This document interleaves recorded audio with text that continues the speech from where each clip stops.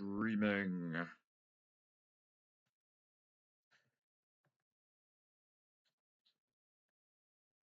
Woo!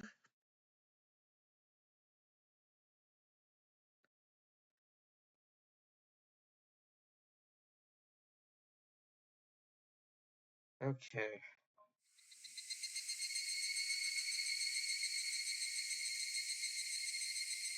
Okay, everybody's fine.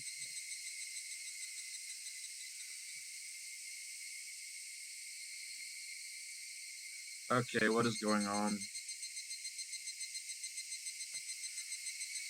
Hang on.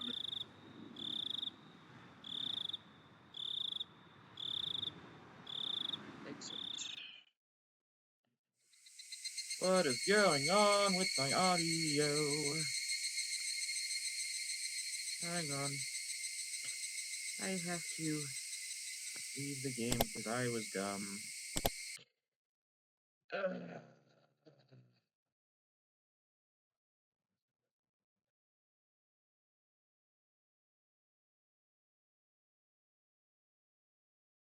I was so freaking dumb. There we go.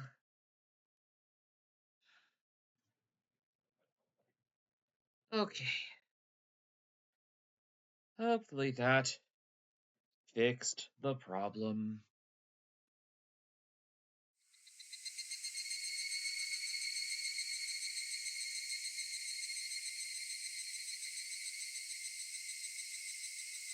Oh, good.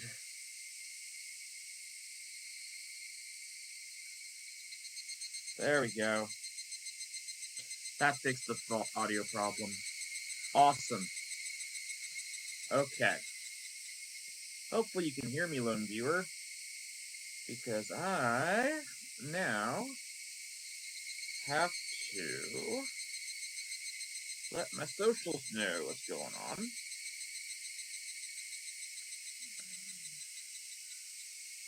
Copy link. What if I do?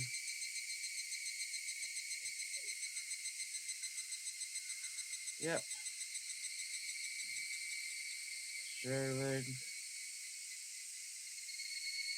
Instagram.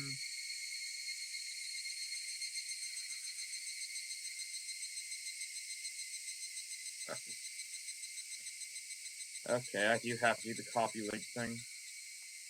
I was just playing with the share link thing just to see if I could just send it to all my social media, but that's not quite right, so oh well.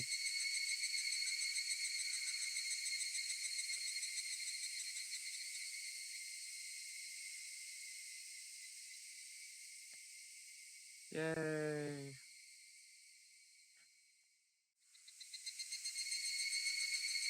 As I go down my Instagram lineup,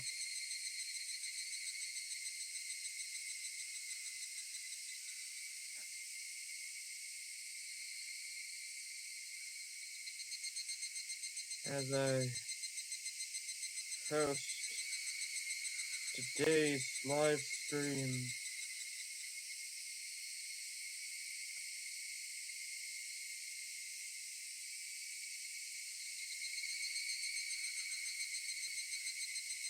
Sorry, I'm meddling with stuff right now. Paste, done, next, share. Make sure that all shares.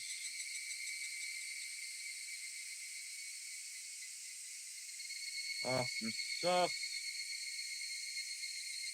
Yay, it's posted.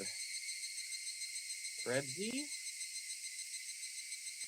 Yeah, posted to threads. We're good there.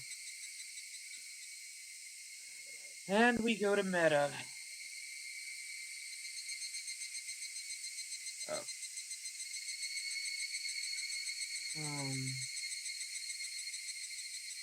Photo.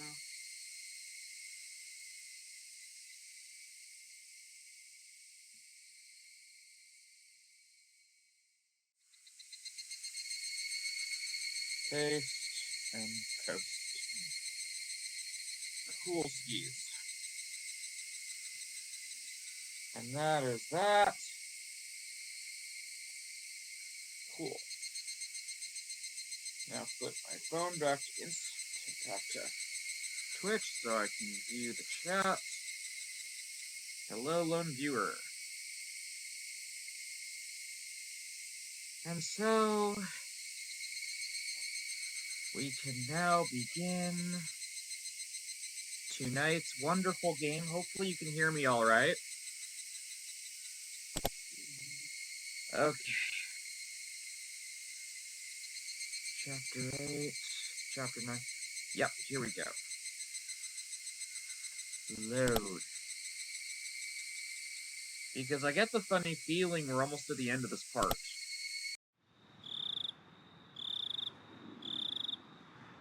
And I'd like to get there before the end of tonight, which for me will be 10 o'clock because I have to work in the morning. Yay me and work, plus I have socials after work, so yay. Tap, tap, tap! The sound of muffled footsteps stopped in front of the door of my room. A moment of silence, as if whomever they belonged to was ascertaining if I was inside. Of all the things I should have been doing, I continued on with my restless slumber. I was very much conscious, but my body hadn't caught up yet. Even with danger bearing down on me from just beyond the door. It was as if I was completely paralyzed, unable to move. Without a doubt, this was sheer terror. Please, just leave. Hey, why isn't my body awake yet? If they came into my room right now, then...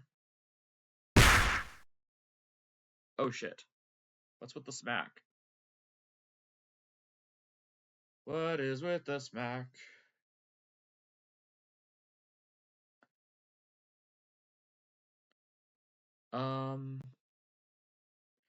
Ah! Ick? I sprang to my feet and threw my covers at my mom, who was opening the door. Whoa! Peachy, what's the matter? Sorry.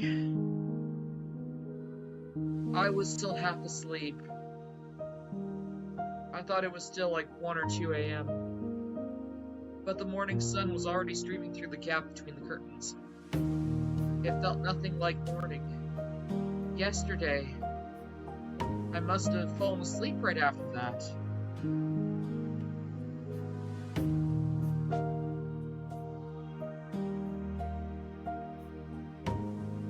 Welcome, welcome. Yeah, then I should have gotten a full 10 hours of rest. I would love a full 10 hours of rest, but it didn't feel like that at all. My internal clock was completely screwed up, my sense of balance felt off. I felt feverish enough that it was clear to me that I was still not well. Well, Keiichi, how are you feeling?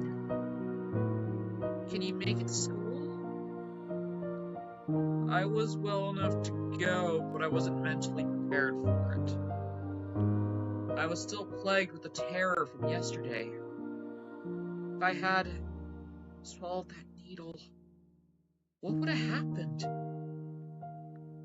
Or what if it pierced my tongue? And then again, people all have pierced tongues, some people, so I wouldn't worry about that part too much, but yeah, swallowing a needle probably wouldn't be good for your intestines. There was undoubtedly a murderous intent, but I don't think that's all it was. If they really wanted to kill me, then there was other, more certain ways to do it. They wouldn't resort to just dubious methods as if having me swallow a needle.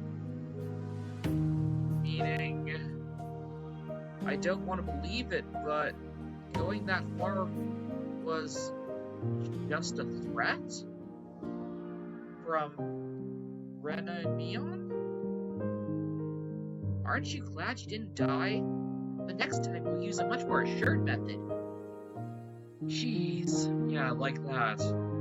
Something like sending a letter with a razor inside would have been a joke compared to this.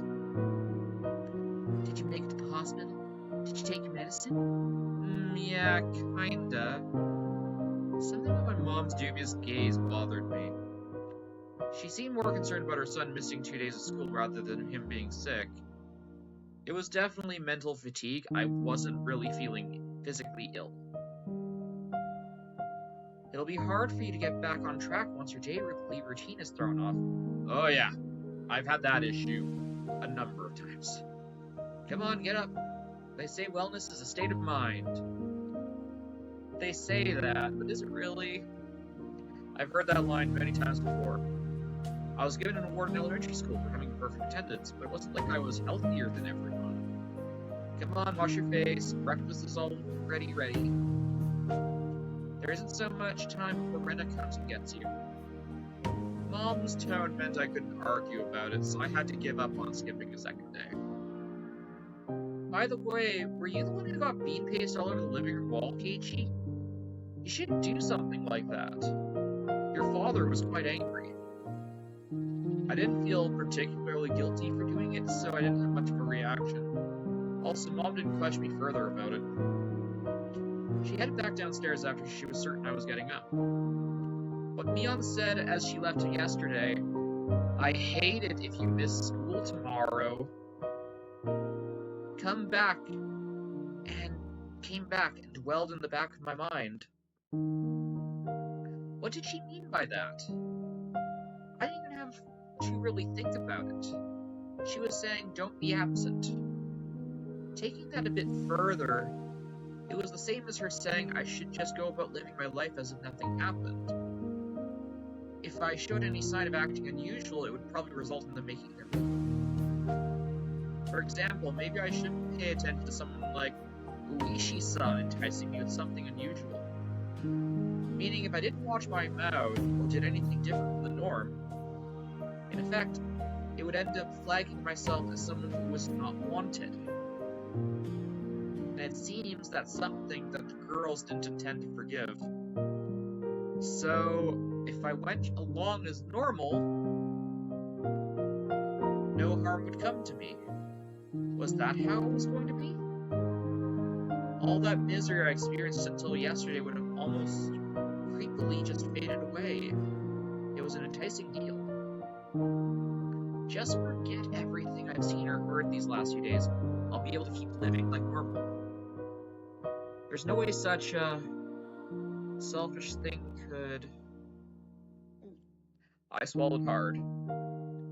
I once again deliberated on the idea that I had just rejected. Mion was probably a good person who had her friends at heart. She was giving me, who had mistakenly broke some rule if there is a chance. Was what I did really something so unforgivable? But Mion had given me another chance. She was saying if I just forgot everything and kept living on like I have been, I'd be forgiven. Keiichi, your food is getting cold. Don't you just love rationalizations? Hurry up and get down here. Brenda will be here if you don't hurry. I'm coming. I crammed my textbooks in my bag and hastily made my way downstairs.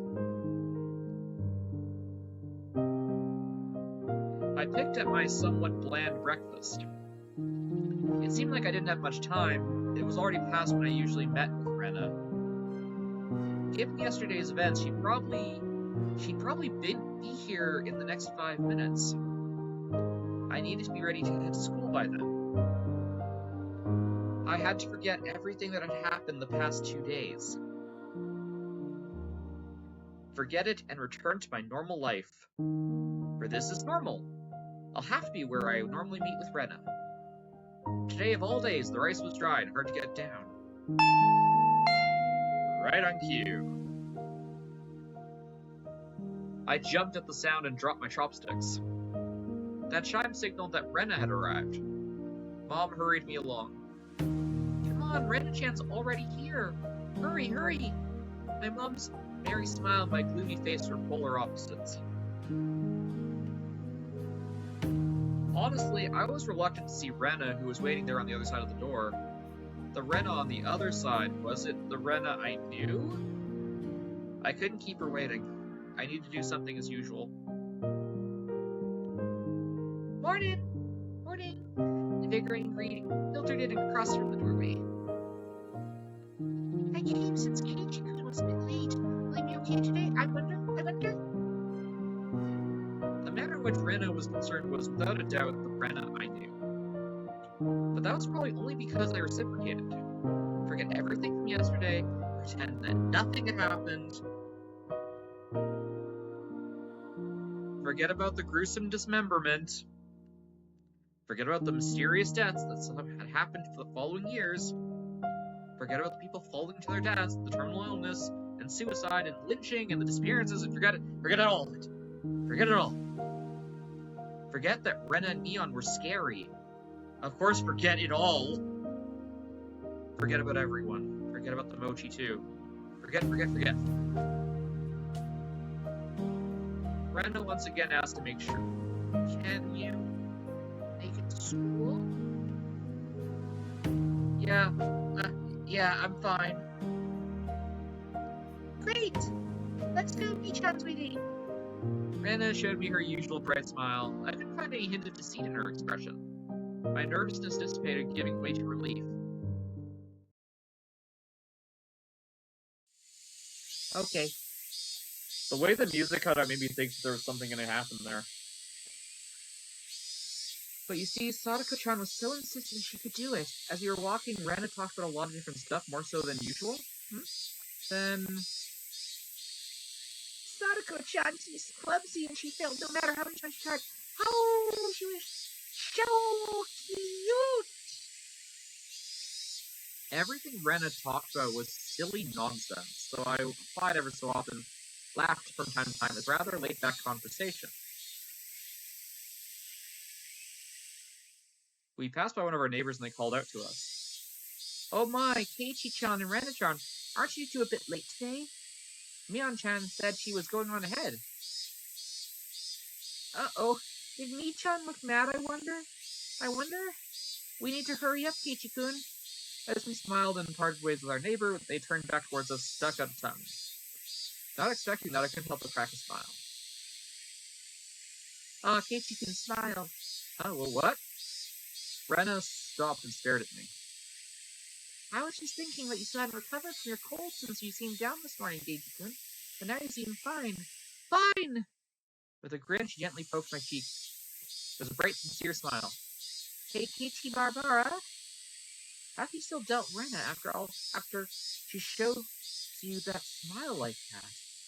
Maybe I was just high up on fever until today, and I just imagined everything that had happened because I was bedridden and delirious. I really hope that's the case. If God grants me just one wish, there's only one thing I'd wish for.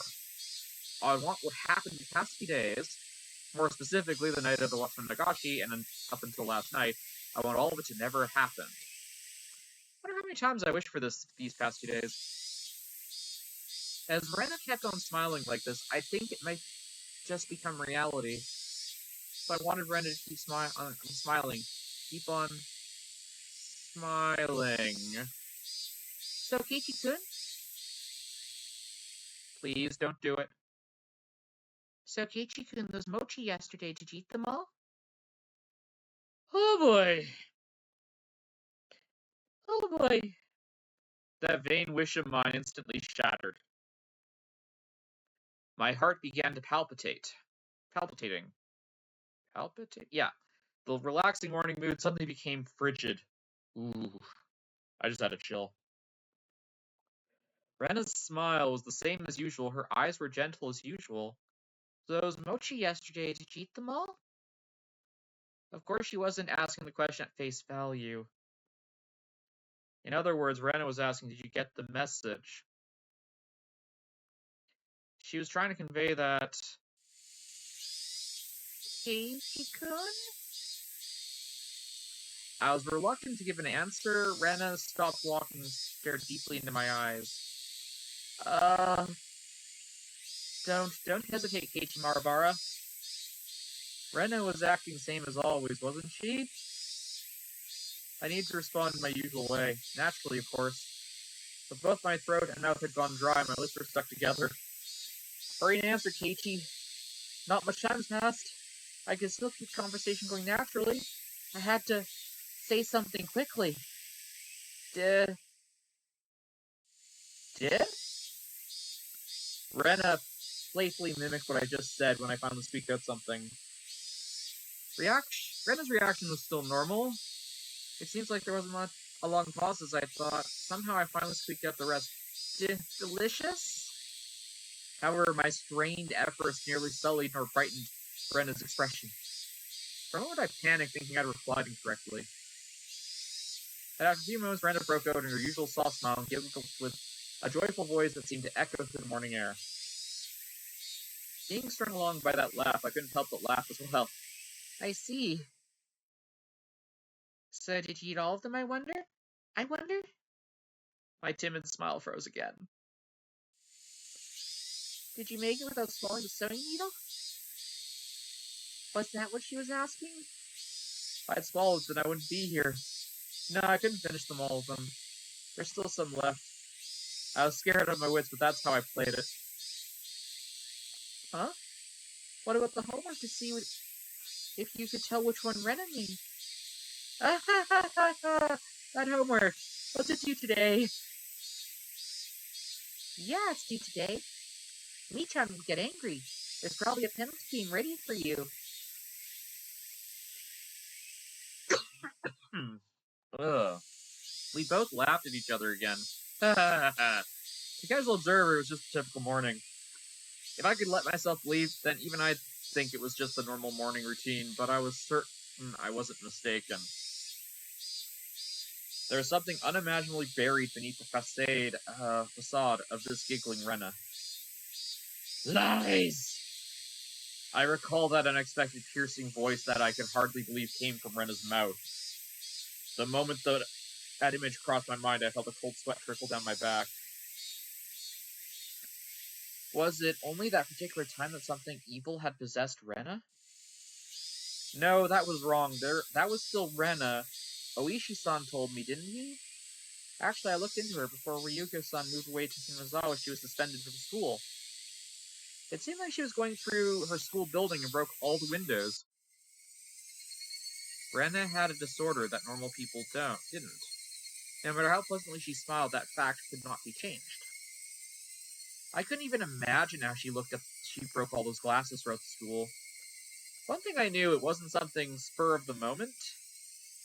It was some sudden outburst of anger that maybe she'd break a pane or two. But she broke all the windows throughout her school. Just imagining going through your own school, breaking the windows with that. Swinging the full force at each pane of glass, one after another, paying no heed to flying shards.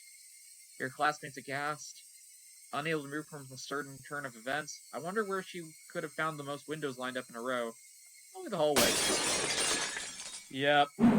Smash, walk, wind up, smash, walk, wind up, smash. Yep.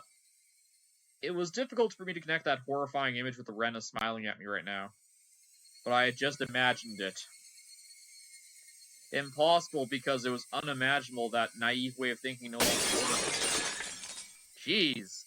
The unpleasant piercing sound of the shattered glass, the crunching noise as Rena treaded across the broken shards, walking towards me. Rena's classmates going pale as they forget to even breathe. I wonder what they did as Rena came closer, breaking the windows along her way. Did they earnestly try to bring her to her senses by saying something? Or did they just jump at her, trying to stop the savagery? Or did they run to the staff room after being directed there by the teachers? Probably none of those. Most assuredly none of those. In the face of the blood-curdling sight of Rena busting window after window, undoubtedly all they could do was silently clear a path for her, dumbfounded, just clearing the path for Rena to continue. It was far too violent an act for them to seek refuge by looking the other way. It's not to say they were looking the other way, but they were doing the only thing they could do to protect themselves. If they had done something differently from the rest, they might have suddenly found themselves Rena's new target. What would Rena have done to whoever attracted her attention? The answer was obvious. She would have undoubtedly acted according to her rules, meaning I would be the next window. Rena staring into my eyes, the shards of glass crunching underfoot as she drew closer. I was drawn into her eyes, paralyzed.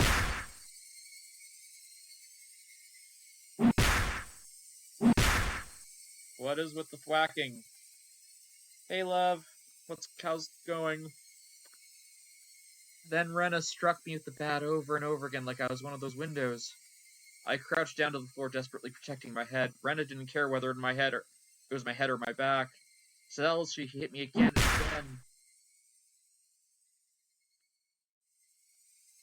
again. Okay. What kind of expression was she making as she was doing this over and over again? I peered out to see. Her expression was so indifferent, it was completely unnerving. Because no matter how many times she struck me, I didn't make a pleasant sound as the other would.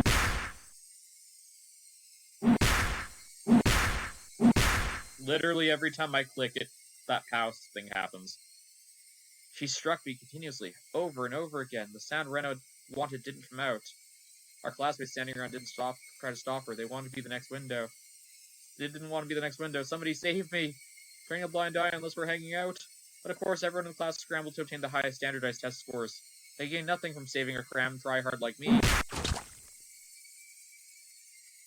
Eventually, there'd be a sound similar to when you crack open a walnut, and some sort of reddish-black spray would shoot out. Anyways, it wasn't that Rena momentarily lost herself in her anger. After forcing myself to breathe and calm down, my heart recalled what Oishi-san told me. And in the counselor's medical report, he recorded all the conversations he had with Rena-san. It shows up. Quite a bit at that. What does? She mentioned the word Oyashiro-sama. Following that, Rena was suspended and had regular examinations at the hospital. Then as Rena was undergoing counseling, she said it over and over. Oyashiro-sama. Seems that Oyashiro-sama spoke was like a ghost appearing in her house every night. Standing over her pillow, looking down at her. That was the only piece of their conversation, so I couldn't see the big picture, but it was by no means a happy little conversation. Then what Rena did? Was she saying that ghastly incident was a result of her being possessed by Oyashiro-sama?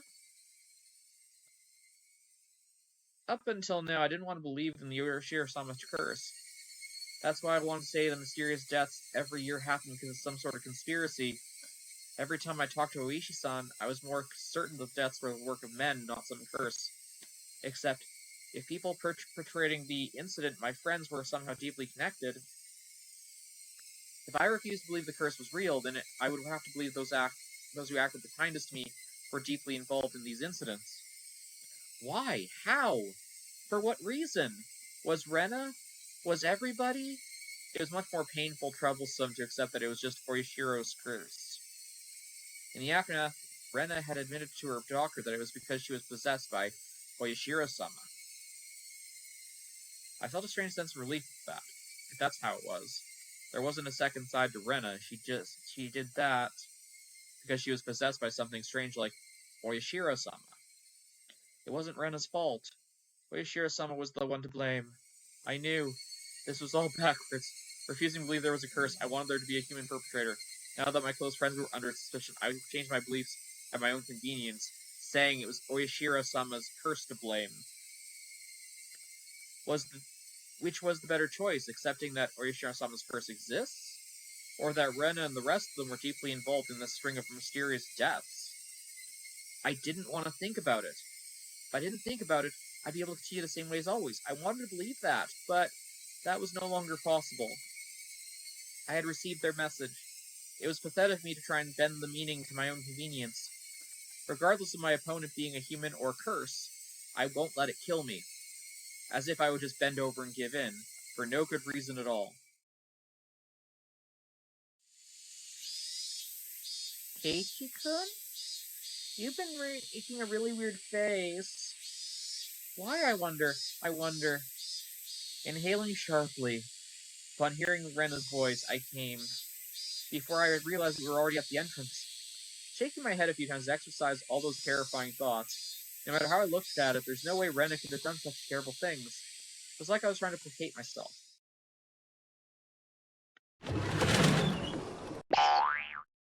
Okay. As I slid the door open, a blackboard eraser loaded with chalk dropped down on my head the moment I stepped into the classroom. The chalk dust went into my eyes, inducing a brief moment of agony. Ho ho ho ho! How befitting for a truant Keiichi-san. Good morning to both of you, Keiichi and Rena. Good morning, Sadako, Rika, San. Not quite in the mood for it. I didn't really react to Sadako's trap. Sadako braced herself as I passed by, expecting me to attack her. She seemed a bit disappointed as I simply walked by silently. What is this? How discouraging indeed. Keiichi doesn't seem back to his usual self yet. Yeah, take it easy on him today, Kei. Suddenly there was a slap down on my shoulder. It hurt a bit. Ow. Hey, Kei-chan, did you get enough rest? It was Mion. My mind was full of stuff about Rena, but Mion was also a party of interest. Remember, Keiichi, that hawkish gaze from yesterday? Yeah, morning. What's with the unenergetic greeting? Did you eat the mochi I brought you? Because I ate them. I'm like this. Those words were itching to be blurted out. I really didn't have the appetite. I ate a few, but it was quite a lot were left over. Oh, what about the homework?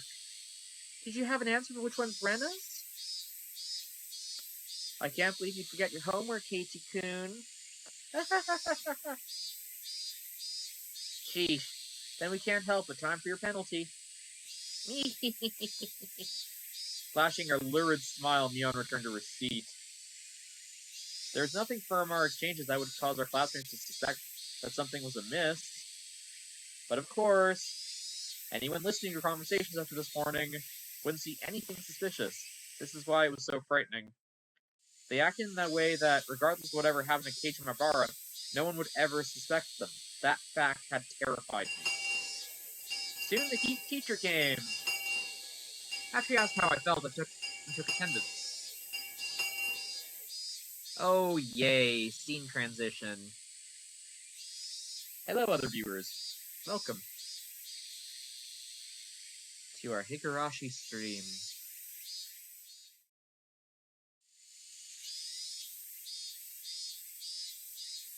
This free period was convenient time to consider where I stood. I gently closed my eyes and pondered the ridiculous position I was in right now. First of all, what I shouldn't forget was how dangerous the situation I was in. I'd fallen out of favor with them. After interacting with Oishi-san multiple times, I could see that I was getting close to the heart of the matter. The warning yesterday was the mochi was a good indicator of that. No, calling it a warning was just my habit of understating things. It probably has no meaning beyond the stunting my progress and buying themselves some time. Until they had a method of completely erasing me. They were just biding their time. Even though they were keeping me under their thumb with threats, it didn't change the fact I knew too much. The chilling sensation of my desk made me recall Satoshi Kojo, the boy who was using the seat until last year, when he vanished. Was he also similar to me? Did he learn something he shouldn't have and was erased? Damn.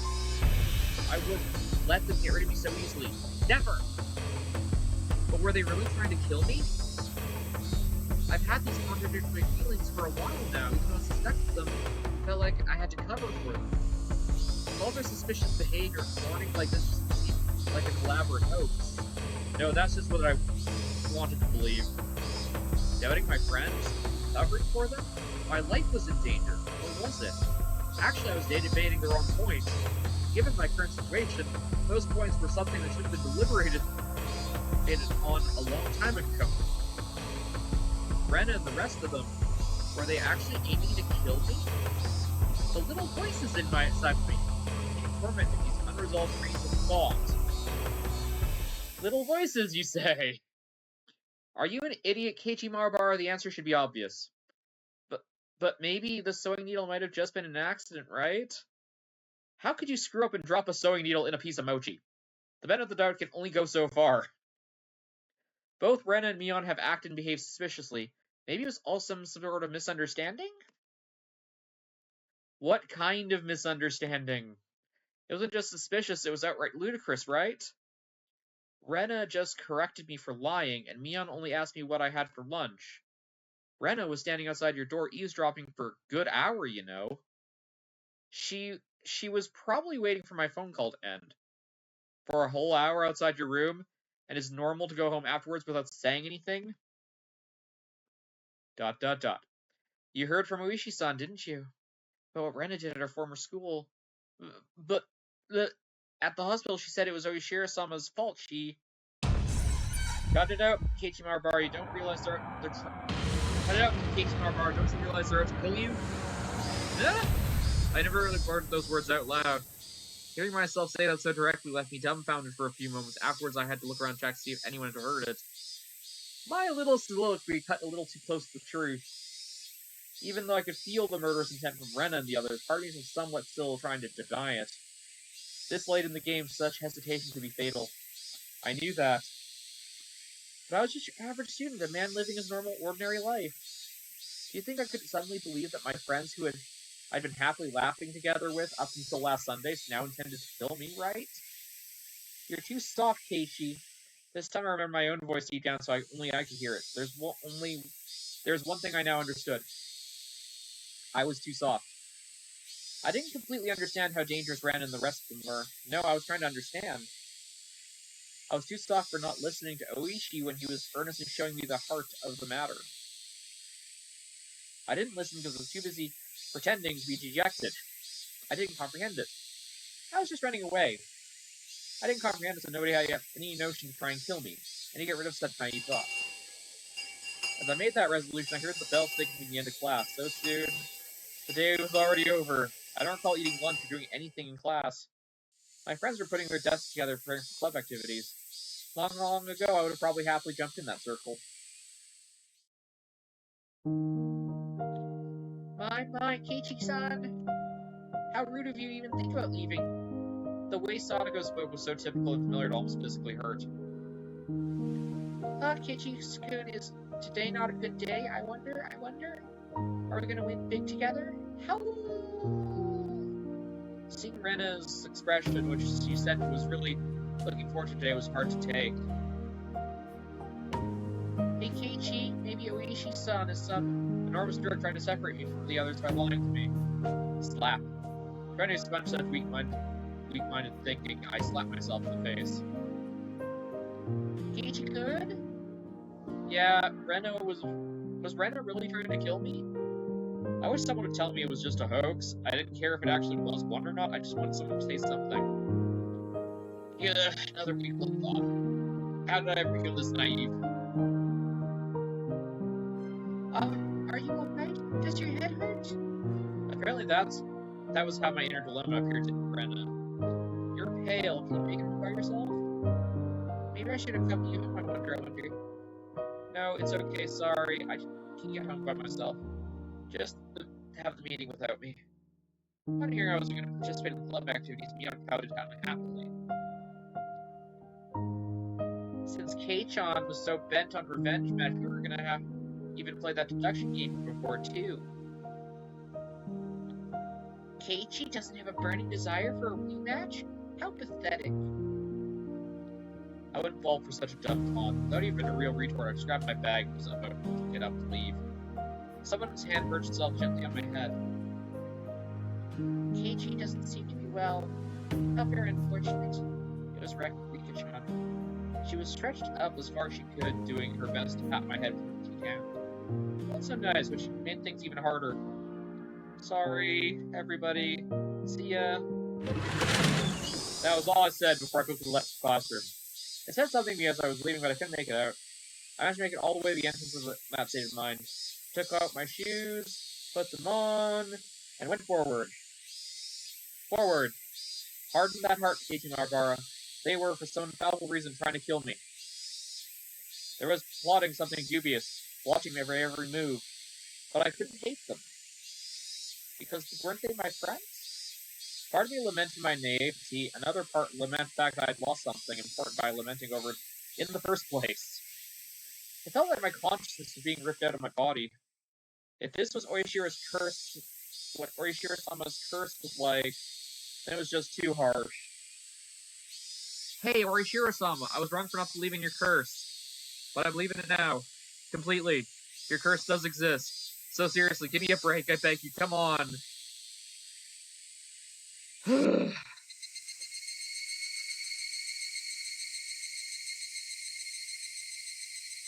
The cicadas are singing. Dinner was unusually bland. It had no flavor, no aroma. The miso soup that normally tantalizes my appetite instead tasted like nothing but boiled water. Dad was eating with us that night. It was a rare occurrence in this household. When he got into his work, he ate and slept on his own schedule. My dad never cared about the time. Since my dad was at the dinner table, it either meant he had reached a good point, take a break, or he was in a slump. So yeah, he just doesn't understand the motivations creators have. Your partnership was just a verbal agreement, wasn't it? It's so hard to agree on things, why not just end it? It feels like the industry was a lot of back scratching, but when it gets in the way of your business, I wasn't able to pick up much from Mom and Dad's conversation. I could tell it wasn't a pleasant topic. That, of course, made the disgusting food less appealing. Staring listlessly, friends close to me know they used to be friends, but I can no longer trust them right now. I was greatly lacking in allies. People I trusted, people I could depend on when push came to shove. They were something I just didn't have. Having just one ally would have been incredibly reassuring in the current hopeless situation I was in. I put down my chopsticks, looked over at my parents who were still talking about work. The first course of action came to mind was to tell my parents everything. Currently, there was not a single person in Higarashi I trusted 100%. That meant only the people I trusted were my parents, but if I told them everything that happened until now, would they understand? Rena, for example. That neighborly Rena who was so diligently looking after me came to get me every day and sometimes even brought a share of what she made. How could I explain it if she wanted to kill me? No matter how I explained it, it would probably be difficult for anybody to comprehend. My somewhat eccentric dad would understand, and my high-strung mom probably would drag me off to a psychiatrist in the blink of an eye. Sadly, that was the amount of trust that existed in our relationship. If they did come to understand, what could they possibly do? Unless they could uncover the truth, they wouldn't be able to protect me. No, by informing them of these unnecessary things, I mean putting my parents in danger as well. Considering that the victims in the past instances were often married couples, I couldn't even joke about it. For the entire Mabara family to have an accident or just vanish in thin air is easily possible in Hinamizawa. What was important here is I was knowing that something unnecessary put you in danger. The most unsettling question was, how did they know what I knew? As long as they didn't know, my parents might not fall victim. That was one way to think about it, I guess. At least that was not like in my case. After I found out everything, something started to become odd. In other words, it meant the following. As long as my parents didn't know anything, nothing would happen to them. As long as my parents were here, this house would be a safe haven for them. I knew these were assumptions based on conjecture on top of conjecture. Wanting this house to be a safe haven, that was the pinnacle of my weak-willed method of thinking. I had to concede it was not completely safe. It only was safer than the outside. I knew I couldn't rely on my parents. No, I couldn't risk getting my parents involved. The only person who could be my ally would be Oishi-san. Him and him alone. He's the only person who understood the situation I was in. He didn't care so much about my safety, but he was without a doubt passionate about solving this case. It was a bit frustrating. Oishi-san basically was the whole reason I was in this mess. Now to get out of it, I had to rely on him. Meaning it was all according to his devices. It was just my job to look out for us while bobbing in the waves of space. And when the fish started gathering, Oishi-san would pull up a big haul. It was slightly infuriating, even though that was the best course of action. So then what should I do? Patience was the first rule of fishing. Just keep waiting until a fish actually bites. But I wasn't simply bait. There's lots of ways for me to struggle from being devoured. When they struck, I needed to somehow dodge just enough to tag out to Oishi-san. No question it's going to be hard. The timing to bring Oishi-san in would be difficult. He was in the city, not Hinamizawa, so if I found him in the moment of need, it would take about 30 minutes to reach me. So I needed to run away for those 30 minutes. For example, if we set up some rendezvous point for dire situation or something, I just hide out there until Oishi-san arrived. Okay, I can almost see it now.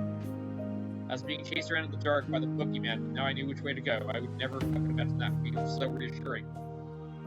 Oh yeah, I'd probably do the best if I could steal a weapon for when things got rough. Typically, that would call for a switchblade. That was too reassuring for combat. Also, since it was recognized as a weapon by public, it also wouldn't be so good. But when time comes, a long weapon like a bat would be working in my favor. I heard there was a metal bat at school. I could be confident with that push came to shove. For I pretend practicing my swing when it wouldn't be suspicious for me to carry it around. I go to school early tomorrow and secure it. Just possessing a weapon might be enough to deter them. Also, one more thing on insurance. It could be something in a note or memo, but I could write down everything that happened in some sort of journal. In case I suddenly vanished, the journal would be left behind. With my journal in his possession, Oishi-san should be able to avenge my death. With my parents engrossed in their conversation about work, I went back to my room.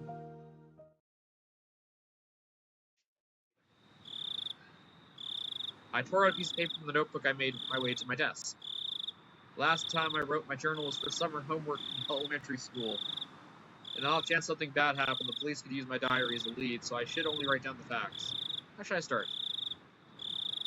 I jotted down my thoughts as they came. I, Keiichi Marabar, am in fear of my own life. It made me laugh nervously. That was a line that showed up often in detective stories. I never even dreamed that I would be in the type of situation where I'd write it myself. I do not know why they were after my life. Ren and the others were suspicious, but I had no proof. And that's why I couldn't write anything more. I laughed wryly at myself for writing such a passage, draped in mystery. Would the police be able to get the hint from reading this enigmatic passage? I could only pray they would. What I prayed most, though, was that this journal never needed to play its part. Here I am laughing nervously. It's too simple. I wrote down one more line I had just thought of. The only thing I know for sure is that with Orishiro-sama's curse, was that too much? I probably shouldn't write more than that. If I wrote anything more, it seemed like I was just delusional.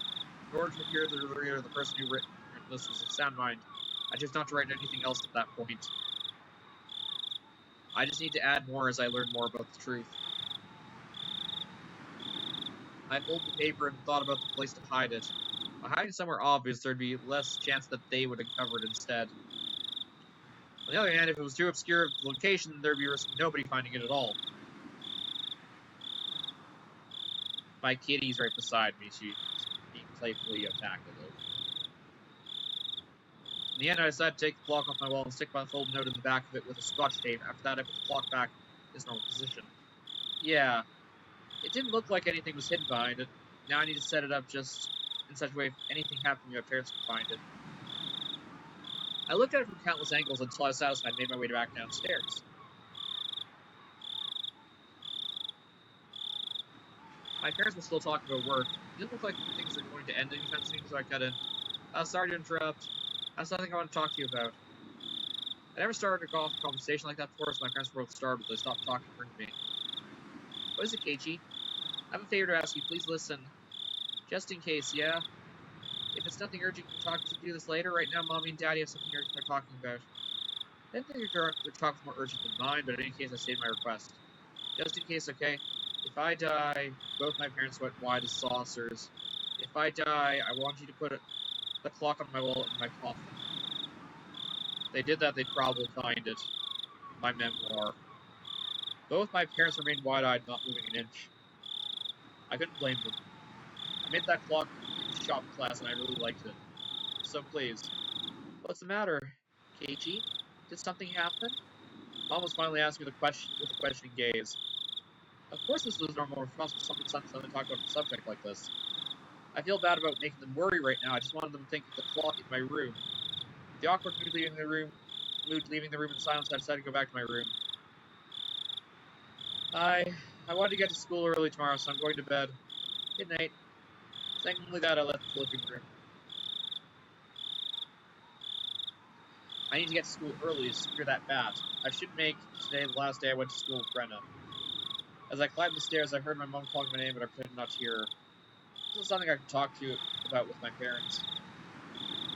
If I talked about it, it would only make things dangerous. More dangerous. The fight had begun, was mine and mine alone. I couldn't rely on anybody else. I wouldn't be killed.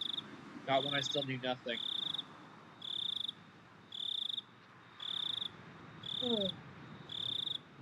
Oh, okay. Scene transition. Higarashi when they cry.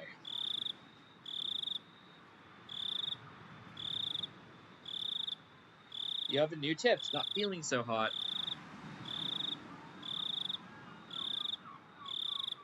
few new tips.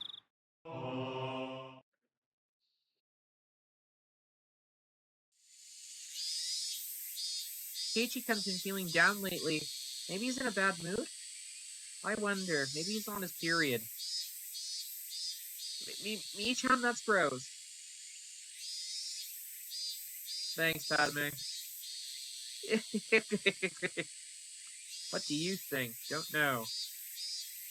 Could be that Kei-chan, maybe... I don't know. That day, Kei-chan was in that car talking to some chubby middle-aged guy, right? Yeah, no mistake. That Oishi probably fed him something fishy. He was so serious. Keiichi-kun's face was so pale. You see, you might not know this, but he's actually the messenger of Oishiro-sama. What? What? Huh? What do you mean? Whenever he shows up, someone's demoned away. No lie. Oh. Is that so? The year before last when Rika's mom drowned, right? Right before that she was visited by Oichi-san. Now that you mention it, it happened before Satoshi-kun transferred out. Transferred? You're so sweet, Rena. So this time he appeared before Keiichi-kun. So Keiichi-kun's gonna be demoned away too? An empty silence hung in the air. Cute kitty. Empty silence hung in the air when it was suddenly interrupted by loud laughter. Okay. Of course I want to save. I always want to save.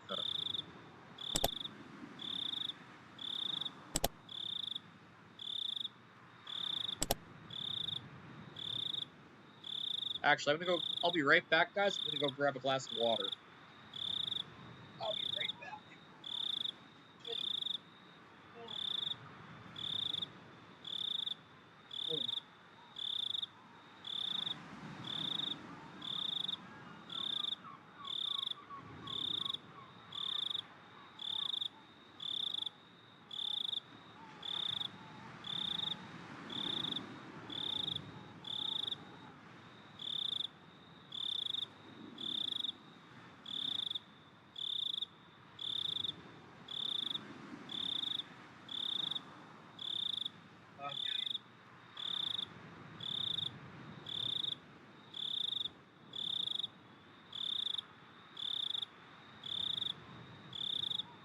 Just had to grab a glass of water.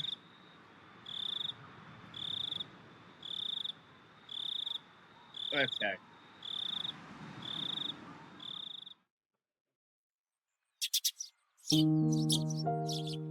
This is the first time I've ever woken up with such clarity.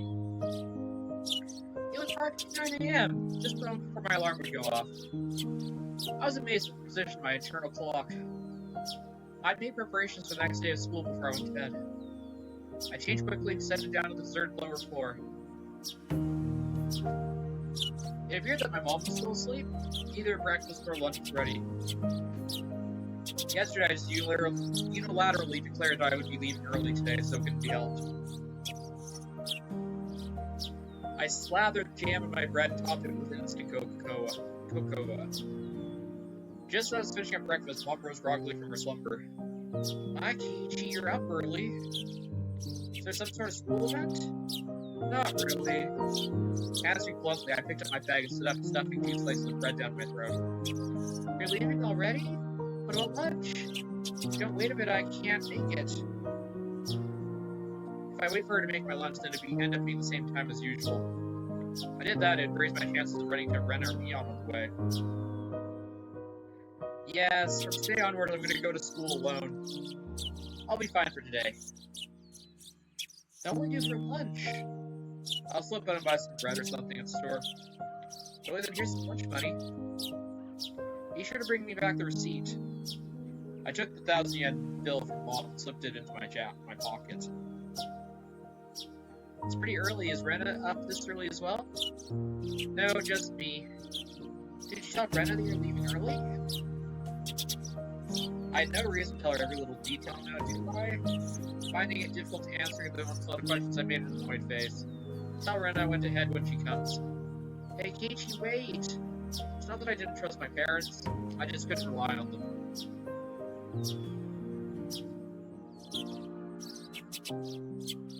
I just could only hope they never get involved. It's safer that way. My mom's annoying voice was cut off by the slam of the door. First time since I moved here, I headed down the road to school alone.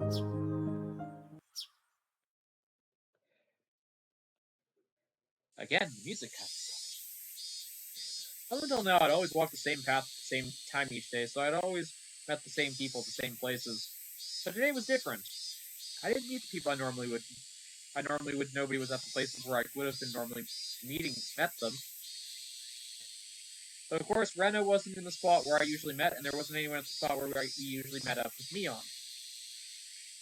The length of tree shadows, the morning air, and the brightness of the sun, it was a completely different type of morning from what I was used to. Without a doubt, it felt strange. It left me with the impression that I had destroyed the illusion Hinamizawa had set up for me before it had enough time to prepare for all the props it needed to deceive me. My Kichi-kun, you're so early today. Is everyone meeting early this morning? The person called out was someone I always passed by as they were taking a walk along the edge of the fields. Their name was, I forgot. Of course, it wasn't the spot where we usually pass each other. I woke up early today, so I thought it'd be a good change of pace. That's all. I threw out the random excuse. What about Ren and Neon-chan? Are you by yourself today? Well, yeah. I was being asked the same questions my mom was asking. So I answered them in the same uninterested, vague manner. It wasn't funny being asked if Rena was even on a pass over. Maybe it was just expected. It was just because the squad were always together so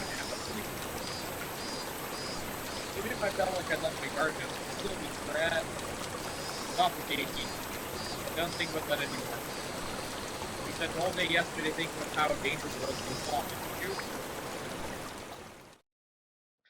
Beep, beep, beep. A car poured out from nowhere. Even though I was walking lost in thought, a horn was way too close. A mechanical behemoth barreled at me from behind, catching me completely off guard. By the time I turned around, the van's hulking chassis was almost on top of me. I've seen plenty of cars veer at the opposite shoulder to avoid pedestrians, but this car was doing the opposite. It felt like there was somebody on the other opposite shoulder, and the van was swerving in my direction to avoid them. That was blissfully ignorant train of thought delayed me from realizing something much more important. That large mass was hurtling right at me. Was it going to hit me? Inside my head flooded with painful cold liquid. In that moment, the scene before me was no time itself had frozen. I compared the van so close that I had no way to dodge it, and my body, the upper half, twisted awkwardly in order to look behind me. There was no way I could have dived out of the way in my current position. The last focus now this moment could put on pause, and I'd probably be plowed over, caught in this silly pose. Bent my upper body over towards the patio by the side of the road. I bet far enough I could get away with just being hit by the side view mirror. As soon as that thought came to mind, the temporary stasis shattered by the deafening sound of the span. The mirror struck my shoulder, setting me spinning off to the air like a top, locked in my contorted position. Here, splash! Sent tumbling through the air, I crashed into the muddy puddle at the side of the road. My entire body was soiled and drenched. But the choice I made in that instant was unexpectedly the best. Nice try, Truck-kun! You barely missed. I was covered in mud, but the alternative was being hit by a car. It was the closest I could be to be unscathed. Rising out of the paddy, I had enough time to glare at the stopping van and yell profanities at the driver. I'm not sure if he suddenly was able to see me, but the van sped off suddenly. Wait, damn it! This was what they called a hit and run, wasn't it? I couldn't help but continue yelling and shouting profanities. The disgrace of being covered in mud hurt me more than any physical wounds. I slogged through the muddy potty and made my way back onto the road. This is a crime, goddammit! Shit, I lost track. I'll track you down and sue you. If I go looking for the van, I'm sure I'll find in this little village. The path I was on had rice patties on the other side, and it came so narrow one car could carry me through. Yeah, it was trippy there, Padme. It totally was. It wasn't a place you could tear full speed down in the car, let alone pass by pedestrians. Not only was it a narrow road, the car just now was going closer to my side of the road than the other went past me. Even as I cursed, I was desperately trying to suppress the dark cloud roiling within me. This wasn't just a hit and run. That car just now, it was trying to run me over, wasn't it? Thinking back, I did feel like there hadn't been a car creeping up slowly for a while. That's right, as soon as I parted ways with that person taking a walk, I had a feeling that whole time. If it wanted to just pass me, then it had no shortage of chances. Normally, I would have felt suspicious and turned around sooner. But I was lost in thought, and now I was kicking for not realizing I was there sooner. And when the path became so narrow, there was no one else in sight to thwart it. If I'd hesitated even a moment, the result would have been no laughing matter.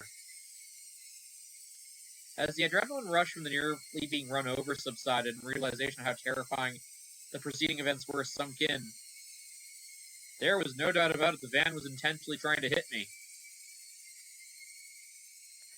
A cold, vicious sweat seeped from my scalpel and slid down the back before dribbling off. I struggled to avoid falling into panic. There was just this possibility that it was really just an accident. Calm down, Ch1. But also don't be so naive, Ch1. Being that lax will get you killed next time. You need to always be on your toes. Don't give them any openings. If my enemy was really out to kill me, the next time they would use a much more reliable method. If time came, I'd be acting like I was now. I was being covered in mud was a price I paid for my own naivety. Covered in mud without an injury? Not even a sprain? I guess this is what you call the silver lining. I began walking again, this time cautiously. I wouldn't even show a hint of carelessness. I'd suspected only Ren and the others until now. Now it's because I suspected them that I believe there's no other enemies. Yeah, it is, Padme. Yeah, it is. Oh, Ishisan had said, was I really mired so deeply in this situation that I had no choice but try and carry on as usual? Wouldn't it just be safer to hole up in my house? But the moment I abandoned my regular routine, everyone around me would abandon theirs as well. It was too horrifying of a thought. I recalled the tales that Uishi-san told me of when Hinamizawa was still called Onigafuchi. A frightening tale of an entire village of demons hunting their prey, surrounding them and eating them alive. One must never interfere with the demons. One must pretend not to see it. The enemies were numerous, all the village families. The villagers with their unwavering faith in the curse that would do nothing to help me. The strong, sudden flash of sunshine made me slightly dizzy. I had no idea what's going on anymore. When I suspected it was just the work of a man, I would have caught a glimpse of Orishiro-sama's curse. And when I suspected it was Orishiro-sama's curse, someone would poke their head out. Was that a coincidence? Was it intentional? Who was my enemy? Who was just a bystander? Device low? Did my plug-in get unplugged at some point? Yeah, it did. Hang on.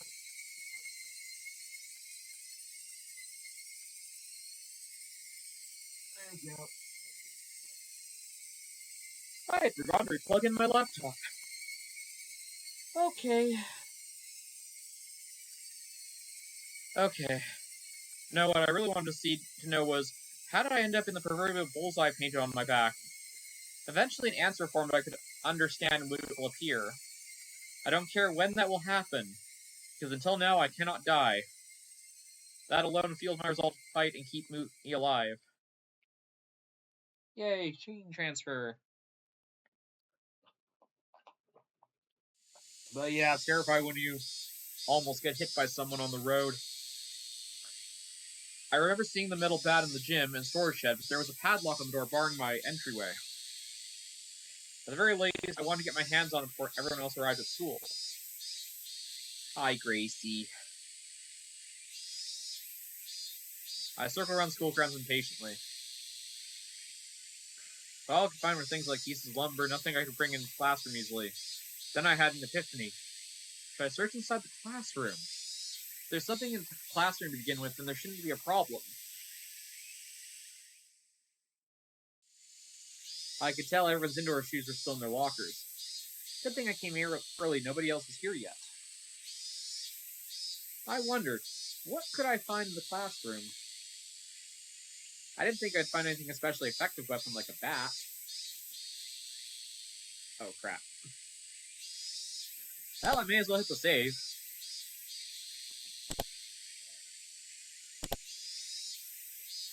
Okay.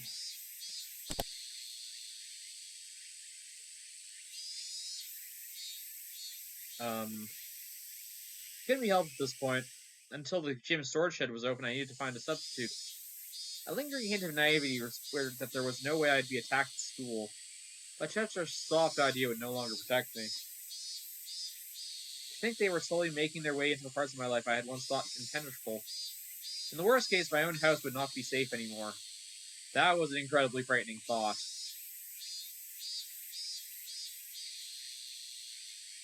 Okay. Anyways, I will survive. So long as I lived, I'd be able to escape this labyrinth of nonsense. Definitely. My exploration of the classroom came to an impasse. That much was to be expected. There was no way there could be anything that could be a weapon in this classroom. In case of emergency, there's probably nothing I could do but swing my own chair around. My gaze landed on the lockers that had come to be used for personal storage. The locker that Neon used to store piles of games were among them. There was one for each person in the class all lined up. Of course, there was one for me as well. Oh yeah, there's supposed to be still a tracksuit in my locker. See me covered in mud would be strange. I should go change later, but first I need a weapon. If one of my classmates came, it'd be hard to rummage through all lockers. I slowly began opening lockers one by one. They were mostly just filled with things like gym clothes, personal items, and umbrellas. An umbrella? If I couldn't find anything better, then this would have to be my weapon. I was about to give up on finding anything decent when I opened the locker that held exactly what I wanted. It was without a doubt a metal bat. It was well worn, pretty beaten up, but there was no doubt it was usable. In that locker, reeked of mold, there was also an old baseball uniform. Probably the locker of a student in a Pee-wee league or something like that. If that's the case, then he probably asked for it back. At the time, I could hear the voices of children scuffling through there noisily in from the hallway. Amongst them, I could make out Rika-chan and Sadako. Good morning.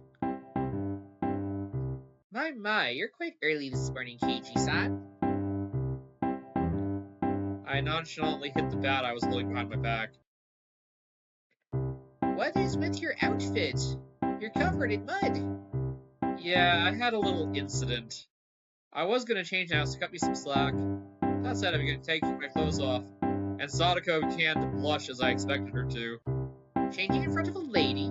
Have you no tact at all? I would think a lady staring at someone who was changing would be one lacking tact. There's no changing room for the boys, so just deal with it. As Sadako feigned disgust, she went into the hallway still blushing. Conversely, Rika-chan continued to stare at me, preparing to change. If Rika-chan is a lady as well, then I don't think it would be appropriate for you to be watching. I'm not a lady, so it's fine. She deliberately pouted and looked at me upturned eyes. Then starting now, you're a lady. If I'm a lady, then I suppose I must. Rika-chan appeared to be satisfied with being considered a lady, made her way to join Sadako in the hallway. Just as I breathed a sigh of relief, Rika-chan stopped suddenly and turned towards me. Are you gonna start playing baseball? It seems that Rika-chan had noticed the bat. Yeah, just, I was feeling a bit out of shape, so I thought I'd just try practicing swings. I think it's wonderful you're taking care of your health.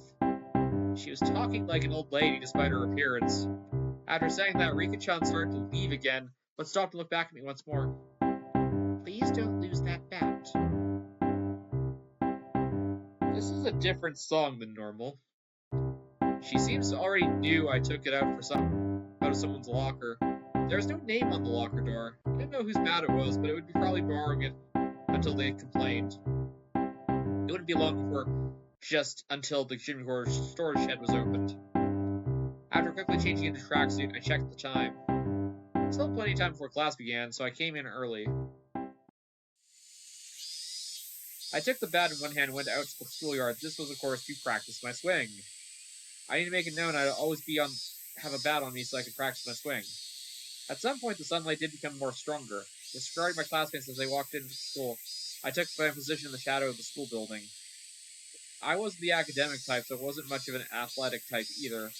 I might get a muscle pain if I suddenly started swinging, so let's start with some warm-up.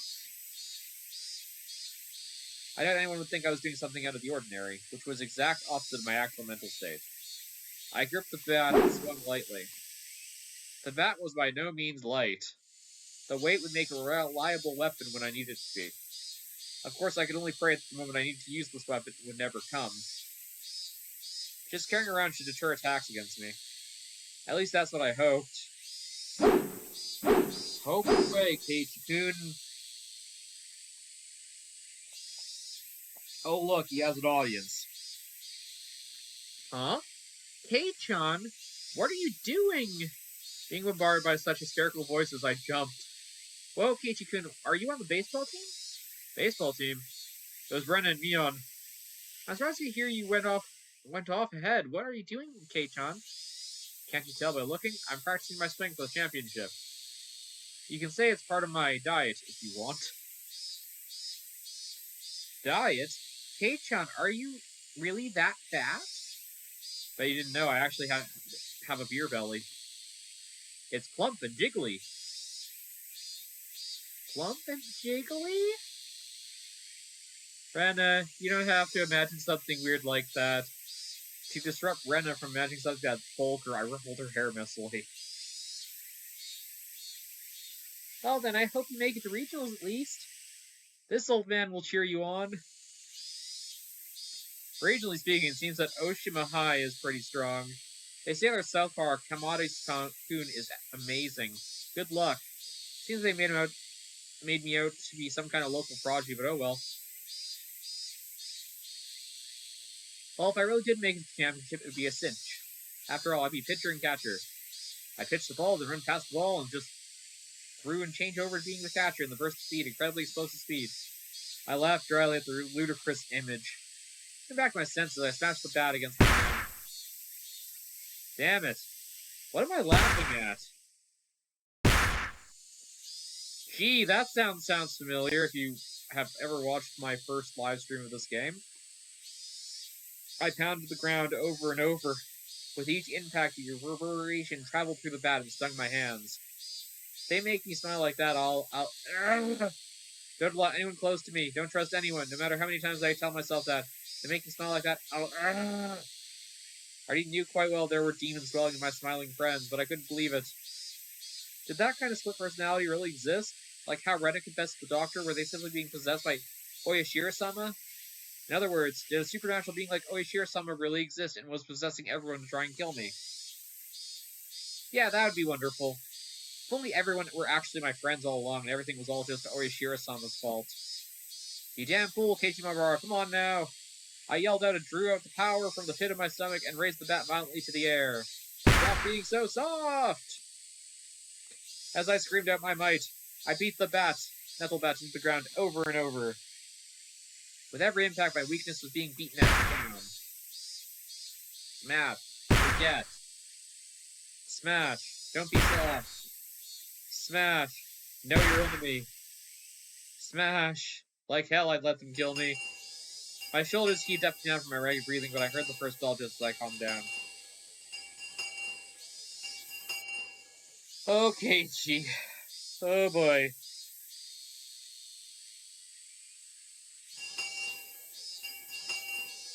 Second bell? I gasped with the sudden realization that was the final bell. As I felt all the tension drain from me, I let out a deep breath. My mind was in a muddled state for much more of the entire day. I didn't feel like I was awake, and I didn't feel like I was asleep either. I couldn't say it was especially comfortable, but I felt a kind of relief that the sanctity of school part of my daily life had yet to be violated. How long would I keep living like this? Could I only grit my teeth and bear it as this was a living hell slowly gnawing at me? Keiichi-kun, come on! It's club time, it's club time! The sound of Rena's voice brought me back to my senses. Come on, Kei-chan, stop spacing out! Bring your desk, your desk! Everyone is doing their desk together as usual. That's right, it was happy, fun club time. But I have no intention of taking part. I haphazardly stuffed the contents of my desk into my bag and was prepared to go home. As a weekend gesture to avoid having to actually say I'm going home now. What's this, Kate-chan? Do you plan on going home right away again? Mion sounded quite disappointed. I'm just not in the mood. Could you just let me be for a while? The tone of the words that spilled out from my mouth matched Mion's disapproving glare. It felt like the air in the room had dried out. Sadako looked like she was about to say something, but Professor was dissuaded by the mood. She swallowed her words and stayed silent. Nobody said a thing. I took that to mean I could leave if I wanted to. The black gaze at the four of them, like the tiny pins used to mount an insect in display, held me in place. Rena was the only one who cut through the heavy mood. Keiichi-kun, I guess you didn't like playing with girls, I guess. She said in such a melancholic tone that it sent my wave of pain through my heart. If this pain was going to kill me, I wanted it to be the soft part of me that could still feel pain. I tore at my chest violently, tearing out the pins that held me in place.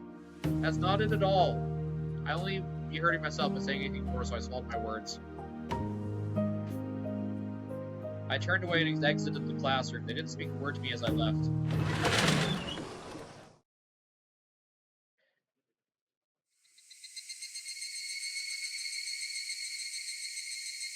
It was a long, dull trip back home, but I didn't lose focus.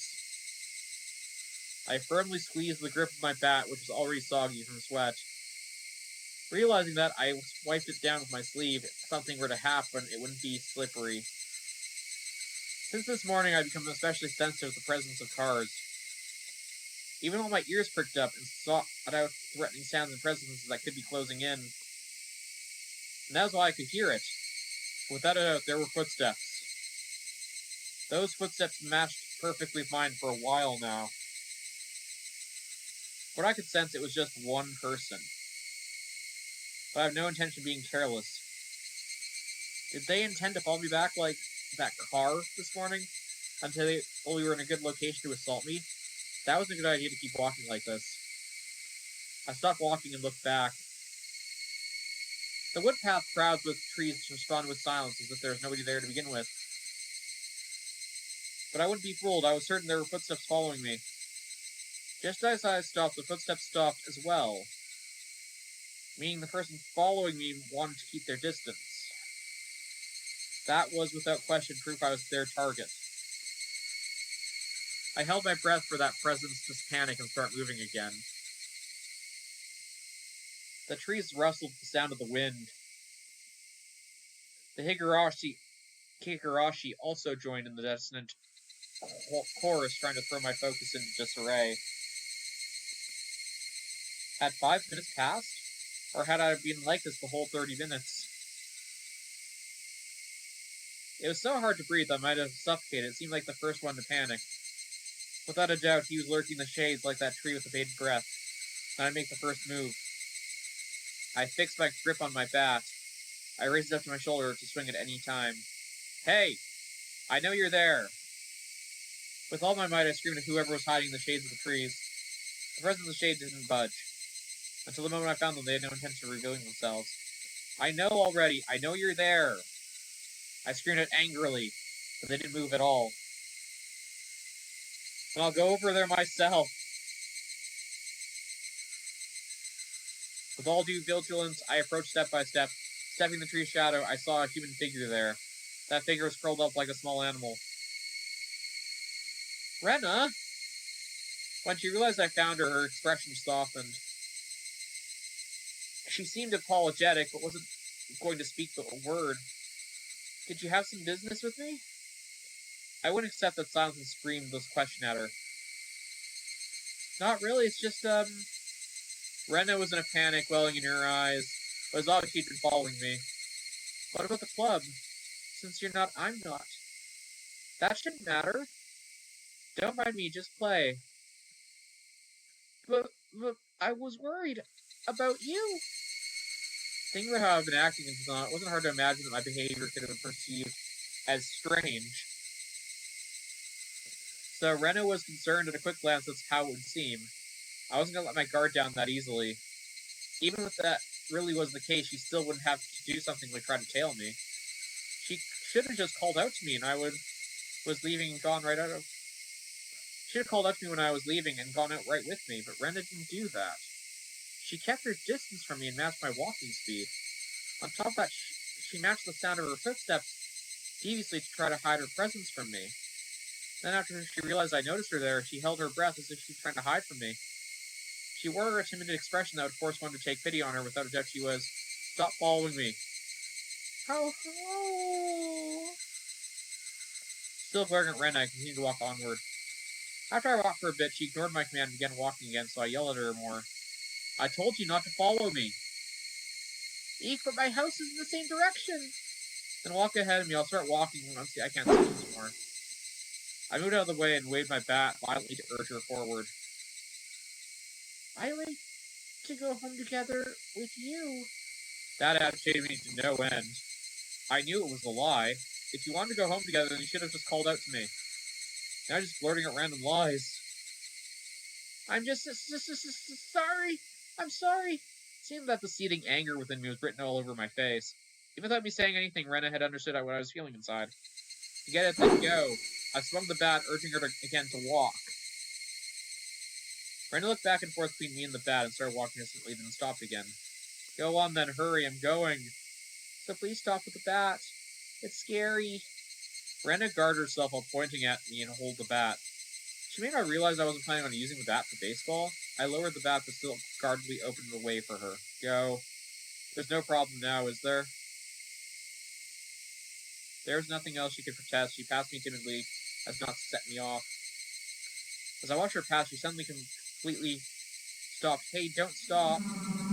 Then a powerful gust blew past us, barraging my face with dust. The dust got into my eyes and clouded my vision. While rubbing my eyes with my left hand, I swung violently with the bat in my right, protecting the small opening I had presented. Miranda didn't even try to attack during the opening. Attacking? No, she hadn't budged an inch. I could tell from the sound of her fluttering skirt in the wind. As her skirt settled, so did the silence. At the moment, the voice inside me warned me of impending danger. I was caught by surprise. The smell of the air had changed. Suddenly realized that the air around me suddenly felt calamity was about to befall me. It was like the air suddenly became invisible concrete, like Ren and I were locked into space.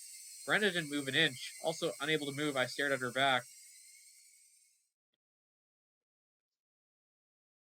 Rena was the first to break the silence.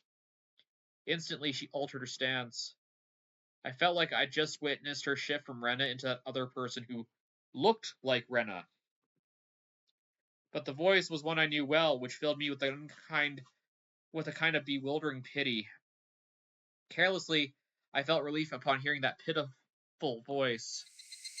Well, excuse me, but can I ask you something? Two-Shot even turned around. Rena squeezed her voice out desperately as she trembled. What? Well, why do you have the bat, I wonder? The question Rena asked was by no means unexpected. I can carry whatever I want, but you didn't have that one up until today. But why so suddenly? It's alright if I decide to do something suddenly, isn't it? Is it strange that I have a bat? Because, Kate, you're not the kind of person to play baseball. It's weird. I couldn't tell what kind of answer she was looking for, and I'm getting tired of answering her. I just suddenly got the sudden urge to play baseball. Is that so weird? It's weird. She answered instantly, and that annoyed me. I suddenly want to play baseball, and I want to practice my swing, so I'm carrying around a bat. What's so strange about that? Strange? Weird? Definitely. Why is Keiichi-kun also? Your ramblings are annoying me. Yeah, why did she say also? That seems weird. Your ramblings are annoying me, so it's strange for me to have an interest in sports? I tried to sound more threatening to an end conversation. Until my suspicions about Rena were cleared, I had no obligation to answer questions. I'm sorry. Don't get angry. Rena still didn't turn around to spat words of apology one after the next. Just, one last thing. Tell me one last thing. I don't feel like talking anymore. Hurry up and go. I yelled loudly at her, causing her to flinch like she'd been struck. Seeing her in such a state caused my heart to ache sorely. Even though she was afraid, she stubbornly kept herself from moving. Before I was able to threaten her again, Rena asked her the final question. Why is that bat the same too? What did she mean by the bat was the same? I had no idea what she was talking about. What are you saying? I mean, why is even the bat the same? I don't understand what you mean at all. Say it clearly. Even still, Rena didn't turn around. After inhaling deeply, she screamed, I mean, why is it even the same as the Satoshi-kun? The same as Satoshi-kun's. Satoshi being, huh? When I hear that name out of the blue, I became dumbfounded for a brief moment. By Satoshi, does she mean the student who transferred out last year? No, that couldn't be. Rena tried to cover it up by saying he transferred, but Oishi-san told me quite clearly that he was missing. He was the student who sat at my seat until last year. He believed he was being demoned away by Oshiro-sama's curse. I didn't know the details about his disappearance, but the auntie who was killed last night, of the night of the Higarashi by a drug addict, not long after he suddenly vanished, was now missing. That Satoshi and I were what? My gaze fell to the bat in my hands. Could it be? Satoshi Hojo. It was a bit difficult to see, but that was what was written on the white tape at the end of the bat. I see, so this was Satoshi's bat. Oh. Meaning that Satoshi had the bat and he's still vanished. Well, maybe it's the fact that it was in the actual case. Maybe he was whatever happened before that. Oh, this was Satoshi's bat. Nobody was using it. I borrowed it. That's no problem, is it? That's not it. The way Rena said that made me think that this bat was something that should never have been touched. Like it was some sort of offering at a shrine or memento of the deceased. I could only stand there perplexed, unable to respond when Rena continued without waiting for a reply. Why is it that you're doing the exact same thing Satoshi-kun did when it happened to him? Rena was talking even more than just the bat belonged to Satoshi. It was the same as Satoshi-kun. He joined a baseball team, but he didn't really like baseball. What does that have to do with me? Satoshi-kun also suddenly started walking around feeling fat one day. He joined a team, but he wasn't the type to play sports. What about it? I closed my mouth before I could say that out loud. Listen carefully, Keiichi. Rena's trying to tell us something important. Satoshi-kun also one day came to school all by himself all of a sudden. Just like Keiichi-kun. Then one day he started practicing his pitching swing. Just like Keiichi-kun. Then one day he suddenly began carrying bat around with him. Just like Keiichi-kun. Then one day he suddenly... Then one day he suddenly what? Rena had swallowed her words. Rena's sudden silence brought a hush back to the surrounding area. It was then I could finally digest the contents of the entire conversation. She was saying my chain of actions was exactly the same as Satoshi's. What was the meaning of this? Up until now, I'd forgotten all about Satoshi. I never paid much thought to him in the first place. Not only that, I didn't even know anything about what he'd done. My actions today should have been my own creation after all the planning I'd done. But they had been exactly the same as Satoshi's? Then Satoshi, no importantly, if both Satoshi and I acted the same, there was a really good possibility that what happened after would be the same. Rena, that day, what happened to Satoshi? Rena knew. She knew what became of Satoshi. No, forget what happened to a guy in the past. Rena knew what was going to happen to me. Answer me, Rena. Satoshi, what happened to him? With that, I grabbed Rena's shoulder violently and forcibly turned her around to face me. As I faced her, I felt a jolt travel through my body. Oh look! The eyes are back! Oh boy! We're gonna save now.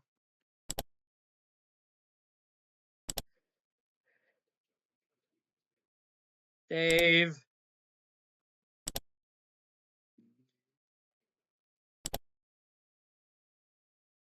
Oh boy. I told you, Ch1.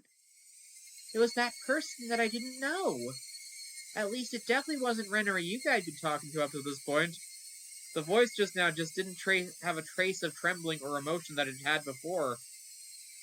The amount of regret I felt turning around, that gaze pierced me like a cold needle. The smile on her face that invoked the image of having been carved out by a knife. Chills went down my spine, my mind froze under the layer of rime.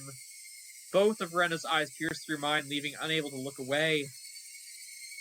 As if to remind me of the fear from that time before Rena brought her face close to mine, so close I could feel her breath. Her face filled my entire vision. Then she sharply shaped lips grew even sharper, like the curve of a crescent moon. She grinned. I told you, Ch1. After a short pause, Rena repeated the same again. Satoshi-kun, you see, transferred out. Transferred meaning what? What Rena meant must have been some new definition of transfer that I wasn't aware of. My throat and lips dried up. I couldn't even acknowledge what I just heard. All I could do was swallow my own saliva. It seemed that Rena saw that as a nod. Oh good, her eyes are back to normal. I'm taking a drink.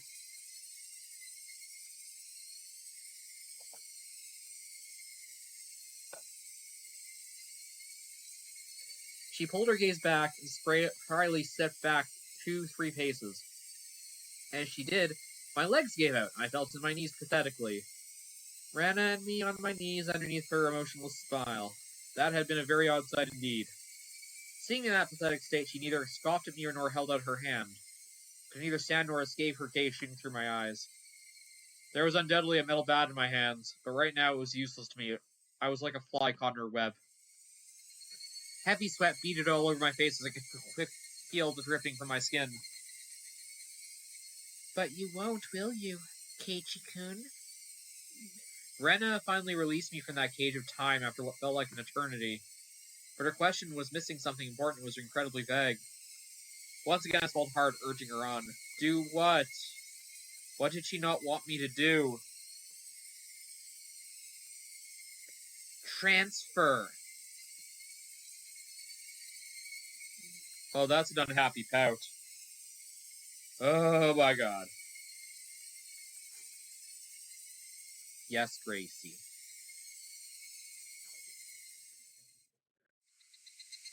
Satoshi and I had what? All my well-planned actions throughout the day turned out to be nothing more than a reenactment of what Satoshi had done. Satoshi, had he really been in the same situation as I was now? Excuse me. The friends he gotten along with had changed suddenly, and for no reason, at least none that I had noticed, planned to kill him? Then, fearing for his life, like as I am, he got a bat to protect himself and carried it around every day practicing his swing? Then one day, suddenly, he vanished anyway. He transferred out. My body went cold, causing prickling sensation to run through my veins. Starting near my heart, it radiated outward from the top of my head to the soles of my feet, chilling every part of me without recourse. What did she mean by transfer? What did she mean by transfer? Was Satoshi still at wherever he transferred to? Was he the only one who was able to understand me?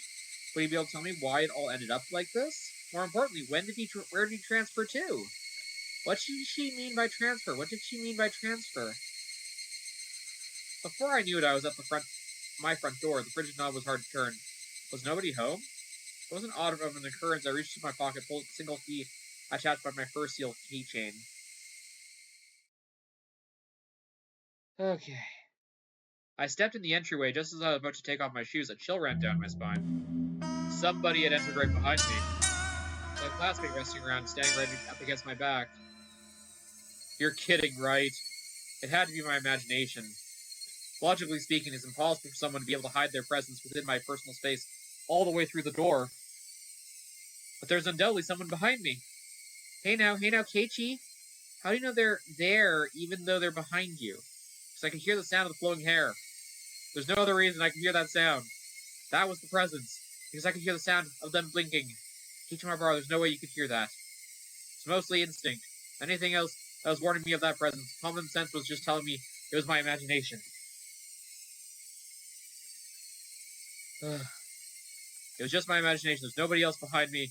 I began to erase the mental image of an eerie figure standing behind me. At the same time, I asked myself, there's nobody, then what was I feeling? As an uncomfortable sensation crawled up my spine. Actually, wouldn't it be better if there was somebody there? If there was nobody there when you turned around, would you be able to accept that? I was able to answer those questions by looking behind me. But I didn't have enough courage to even do that simple task. Oh right, I could just speak to them. The person behind me might answer. It's a random thought. I didn't care how it went, just as long as I didn't have to turn around. I calmed down and thought about it. I would have known it wouldn't have been solved anything. Who is it? I spoke in a hoarse, broken voice. I couldn't believe it was my own. I could almost feel them contemplating their response. I felt there's no way I should be able to do that. Calm down, Keiichi. It's all in your head. That time I was certain I heard it. As if hesitantly trying to answer my inquiry, I was certain I could hear the sound of somebody inhaling. I heard it. I heard it. I heard it clearly. It was a girl. A young girl. I didn't even know who it was, but a tiny speck of courage in me, however reckless, was inspired by a problem yet fitting solution to this current predicament. A scream. All the force of my body released from my lungs through my head, ceasing all thought process, suppressing all my thoughts and emotions. I began to collapse like a house of cards, somehow managing to twist my body, look back at. So it was definitely there, right there. Somebody was there. Until the moment I turned around and brought the area behind me into my field of view, they were definitely there. Falling face down, my eyes traced the remnants of the presence suspended in the empty space. It couldn't be. They were invisible? They looked like they weren't there, but there was actually still standing there. As I screamed, all the emotions I was holding back burst free in a violent wave. I was decidedly calm as my emotion dam collapsed. The turbulent wave of pent-up emotions was skillfully diverted into a torrent of aggression. That emotion was definitely required to extricate myself from the bizarre situation happening right in front of me. In my state of heightened lucidity, I entrusted my body to the fury. The metal pad held firm in my right hand as if to draw on there by a magnet. A mid-level sweep would be the hardest attack to dodge. I remember reading something like that from a book about swordsmanship or something. I brandished my will to fight. The after-image of the amalgamation of metal flashing as it swung from left to right, beating against the door. The bat slammed into the right wall, the tip rebounding violently. Very calmly, I transferred the force of the rebound into the sweep to the left. The door of the shoe cupboard was split into pieces. Those two swings went through the empty air, but they seemed to have a great psychological impact on the enemy. I could feel panic emanating from that space. That was the only thing required. I extracted the back from the cupboard as if it was embedded in this and screamed as it spun my entire body around in a large arc. My scream shook the air, imbuing my ferocious swing, even with more destructive power.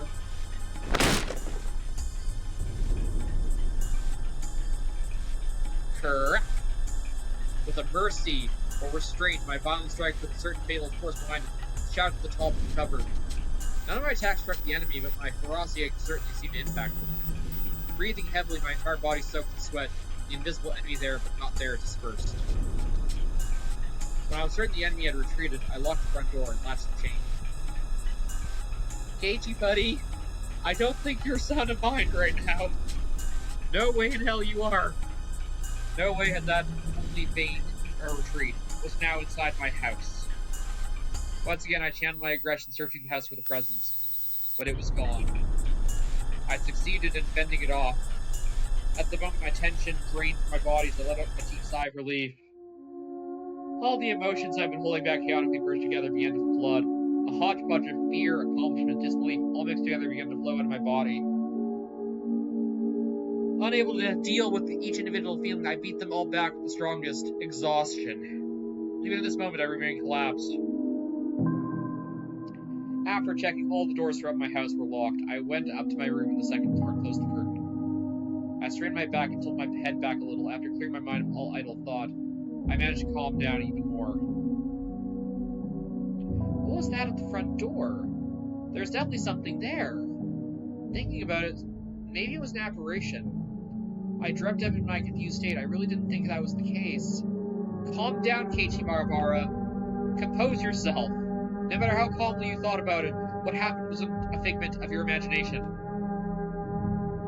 It was obviously a supernatural phenomenon, and without a doubt, something was behind you. It wasn't some sort of illusion I saw amidst my confusion and disorientation. No. Proof? I just one piece. When I asked who is it, they inhaled as if they were about to answer. That sound had clearly reached my ears. That situation I was in now was still unclear. Either I'd been possessed by a supernatural phenomenon known as Oyashiro-sama's curse, or this was a ruse by the villagers who believed it and were imitating it. Either way, their motives were unclear. The roundabout way in which that had done was so still a mystery. If this was perpetrated by humans, that would mean admitting that Ren and the rest of them doing it would be solvable. I'm getting tongue-tied and twisting my words, apparently. Oishi-san and the rest of the police would surely arrest my enemy. But if it was a manifestation of Oshiro-sama's curse, I wonder what would happen. Good drink.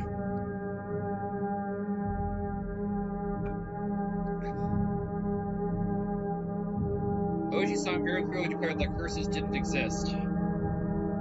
At the time, these words were pretty expendable. As things are now, the rising possibility that the perpetrators were not human, he suddenly became quite unreliable.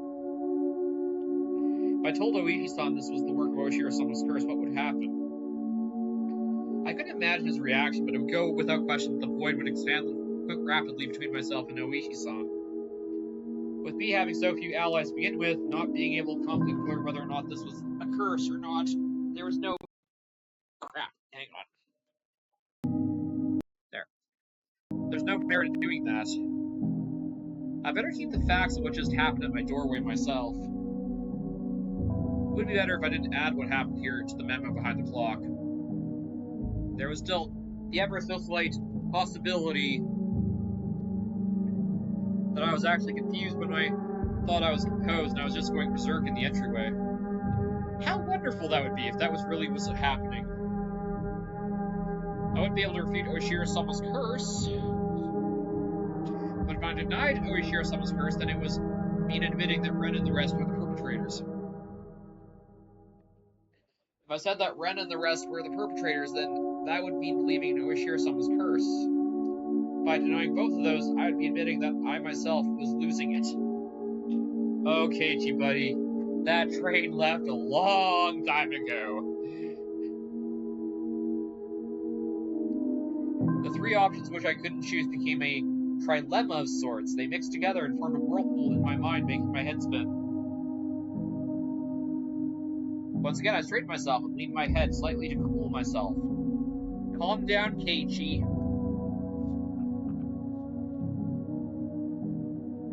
Except what's actually happening is reality. Stop thinking about anything more than that. But I couldn't help but think about it. How wonderful it would be if it turned out I was delirious and everything up to now was a figment of my imagination. Oh my god, I actually hit something. There we go. If Oshiro-sama's curse wouldn't exist, I'd still be the best of buddies with Ren and the rest. I would be just crazy. That'd be the first time in my life I ever wished for such a thing.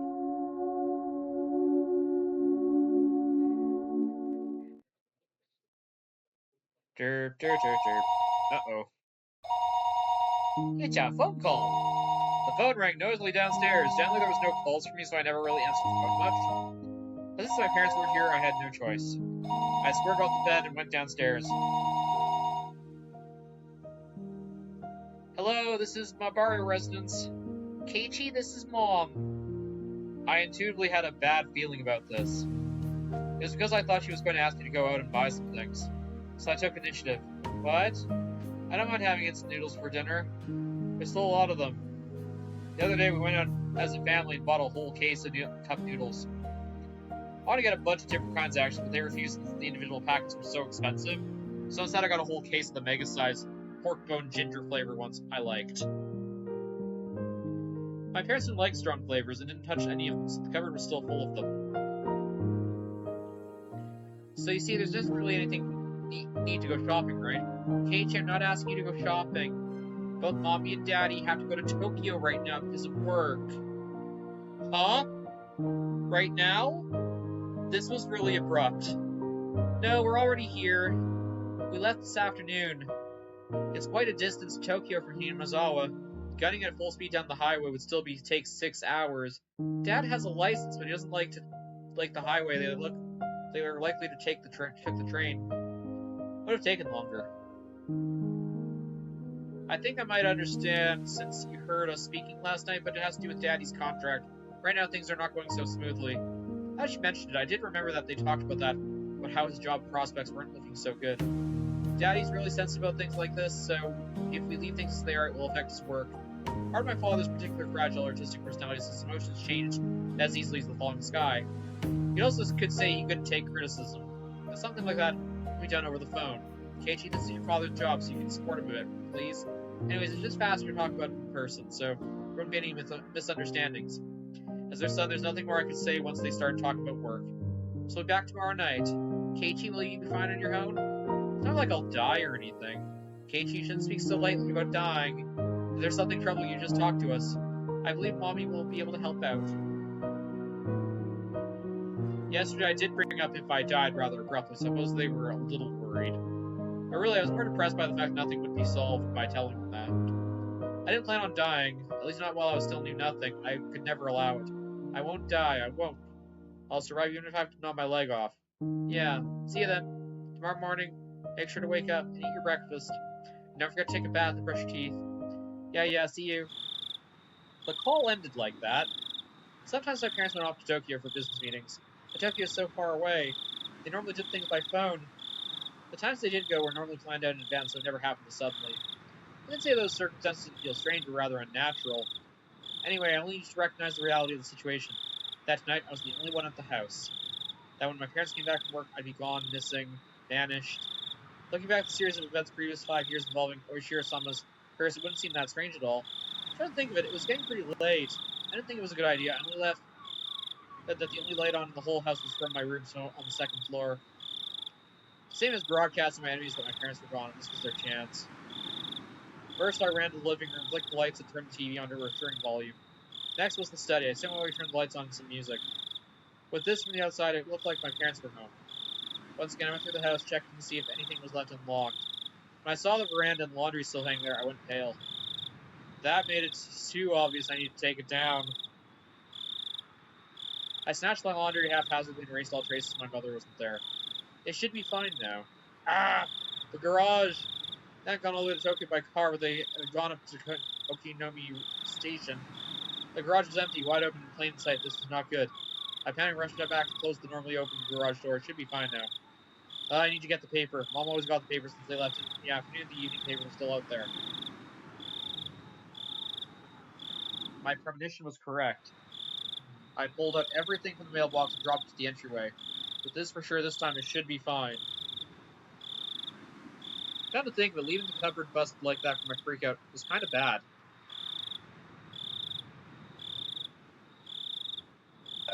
Okay. Yeah, the end of the arc's coming up, I think. Come to think of it, leaving the cupboard busted like that for my little freakout was kind of bad. I just say I tripped and fell and the bat was smashed into it, so even so leaving it in the current state wasn't good. I should clean it up a bit before Mom got back and scolded me. I remember there was a broom and dustpan in the closet, but I was going to go get them. The phone rang once again. Hello, this is my borough residence. Oh, Keiichi-kun? Is your mother around? She isn't here at the moment. You idiot, Keiichi Mahabara. Don't reveal your parents are gone. They can follow up still. Calm down, take care of it. I think she'll be back soon. That wasn't a good response either. Now they might say they call again or tell her to call them when she comes back. Then that's fine. It wasn't anything important. Okay, let's sorry for bother. The scenario here didn't play out, a listening sigh of relief.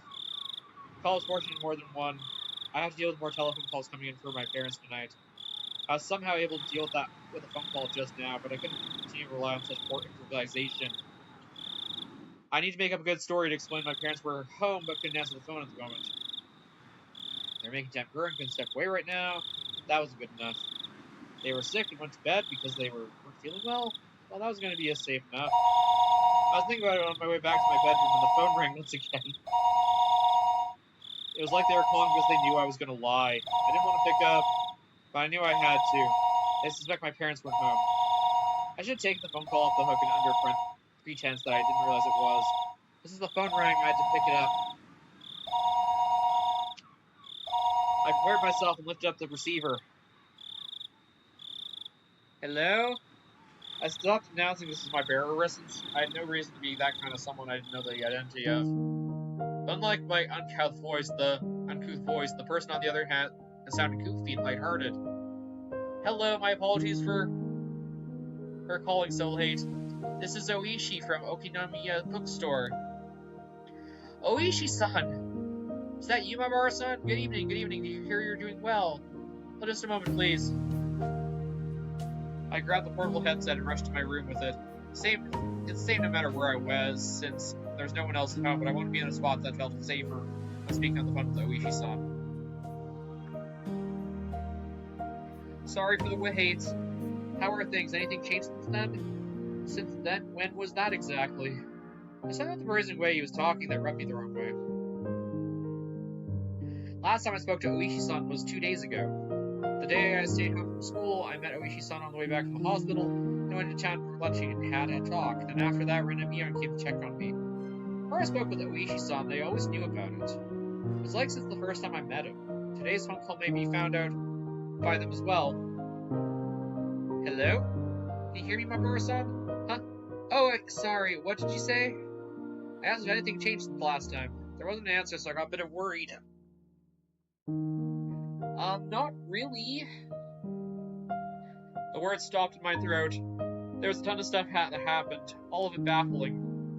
What should I talk about? I don't understand any of it, but I should try asking. If I didn't ask now, I might never have a chance. The night when my parents were home, I had no guarantees I'd make it through the night safely after all. Well, Oishi-san, it seems that someone is after me. Really? It could all be just coincidence with that day I missed school when I was sick. The two of them came to check up on me. Which two? Ren and Mion? They started asking about how I had lunch with you. What next? Last some mochi when they came to visit, there was a needle inside. Unfortunately, somehow I didn't swallow it. I wonder, could that have been a threat? About the needle, it's just one of those common sewing needles you see all the time. There's a hole in the thread that's string through. Not that, my boss, the needle itself. That's evidence. It could be used as proof they were threatened to you. Where's that needle? That's right, that's it! I dropped the receiver and rushed down the stairs. When I tossed the mochi, I overlooked it out of terror that the needle was a valuable piece of evidence. I had certainly thrown the mochi and the needle at the wall together. If it was there, then it would have been the living room wall. My prudent mother had cleaned that living room wall, and there was no trace of the mochi left on it. Could it be it just dropped in the gaps between the wall and the carpet? I frankly searched, running my palm around the carpet, but nothing turned up. I tried moving the sofa and desks, blowing the carpet and flapping it around. Couldn't find the needle. Did my mom clean up everything without noticing it? It was just 2 days ago. I didn't know what day they collected the burnable trash, but it might still be in the trash bin in the kitchen. I rushed to the kitchen, opened up the lid, and poured out the contents. At another glance, I could tell it would be incredibly difficult to find a needle in this pile of trash. I was looking for a needle in a trash can. I know, I'll try running my hand through it. It was a bit gross, but I was looking for a needle.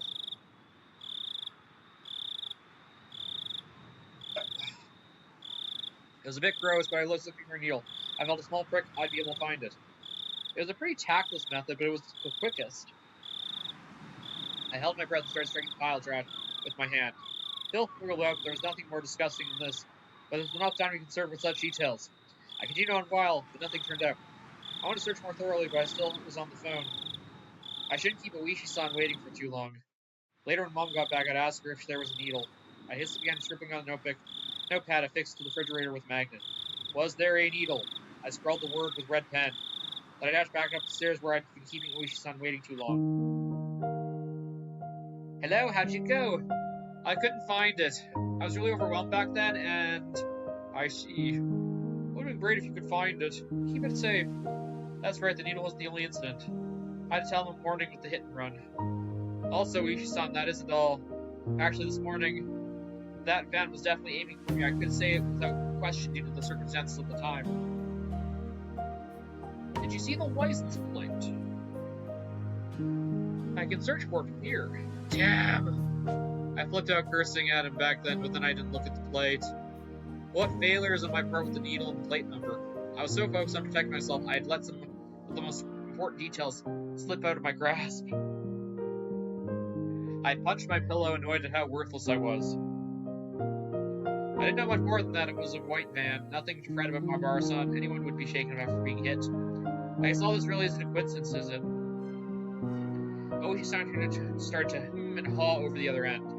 I can imagine him folding his arms. Also, Rena's acting strange. How so? Rena said on the way home today, asking why it was so much like Satoshi. Now I can say it was with confidence that Rena knew something had happened to Satoshi. So she knew there was more to this than just him just simply disappearing. Rena knows. She knows something regarding what happened to Satoshi, the kid who was demoned away last year. What would that be exactly? Rena said it was the same as Satoshi. That she said something with the fact that the way things are going on, I'd end up with the same fate as Satoshi. Fate, you say? Exactly what kind of fate did she say would befall you?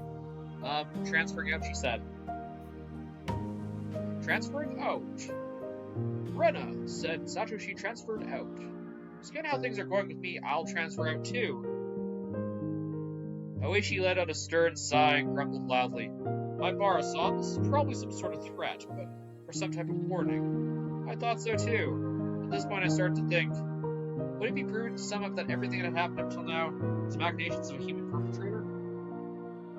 Other than the theory of it being Rena and the others, I was left with Orishiro-sama's curse actually existing as the other explanation. Of course, I couldn't tell Oishi-san this, except Rena's strange behavior could be proof of either scenario. Whether it was Orishiro-sama's curse being real, or some part of a conspiracy committed by all the villagers, Rena was involved. Rena had to know something. Rena was suspicious. What exactly was Rena? I couldn't help but think she had somehow involved the prior string of mysterious disappearances, mysterious deaths. I seem to recall that Oishi-san admitted he had dug into Rena's past a little. He probably just downplayed it when he said a little. Meaning he actually dug pretty deep, most likely. I want to hear about Rena. I want to know what happened to her previous school, among other things that were still unknown to me. If Rena was somebody I should suspect, no, not that. I want to know the truth. Tonight I was alone in this huge house. Even though I said I couldn't count on them, I had a lost security I felt had just my parents being around. It wasn't like this house was some sort of fortress or castle. If a malicious person decided to use brute force, they'd easily gain entry. There's no other residences close to Barbara residence, so no one would be able to hear anything, no matter how loud it was. I never felt so much resentment towards my father's artistic temperament, and the fact that he had this house built in such a remote location as I did right now. I wonder would still be here by tomorrow morning, so I had to ask. Right now. Because I had no idea when the next chance would come. Oishi-san, I have something I wanted to ask about. Please don't keep anything from me. Sure, ask away. Even though he's so far away on the other end of the line, it was the most reliable thing he'd ever said. I wanted to ask about Rena. What happened to her in previous school? Actually, regarding Rena's... I know it's sad that I've been going on for a while now. Since I was so focused on the call, I hadn't paid attention to it at first, but I suddenly realized the doorbell. The time was 7 o'clock. It's past the time the postman should be making a delivery and past any sensible time for a neighbor to be visiting. I considered just acting like nobody was home, but that wouldn't be good. That would ruin all the work I'd put in to make it look like my parents were home. I need to answer the door. Hello, Barbara-san? Oh, sorry, someone's at the door. I'm gonna go see who it is. A guest, I see. My apologies. Should we end this phone call now? That would be a problem. No, I'll be back in a sec. Mind if I just leave the phone on? It's fine, I don't mind. I dropped the handset to my bed and dashed towards the door. I didn't make up a good excuse to get them to leave. I had a hunch it was a lady who was calling right now before Oishi-san did. In which case, it'd be one of the neighbors who's friends with my mom. I'll just say mom isn't feeling well and went to bed early. That'd be the easiest option. Here we go. It's hard for her to ask me to wake up my mom if she isn't feeling well. I'm just gonna drop a save right here. Because I have a feeling I remember what's coming up at this point.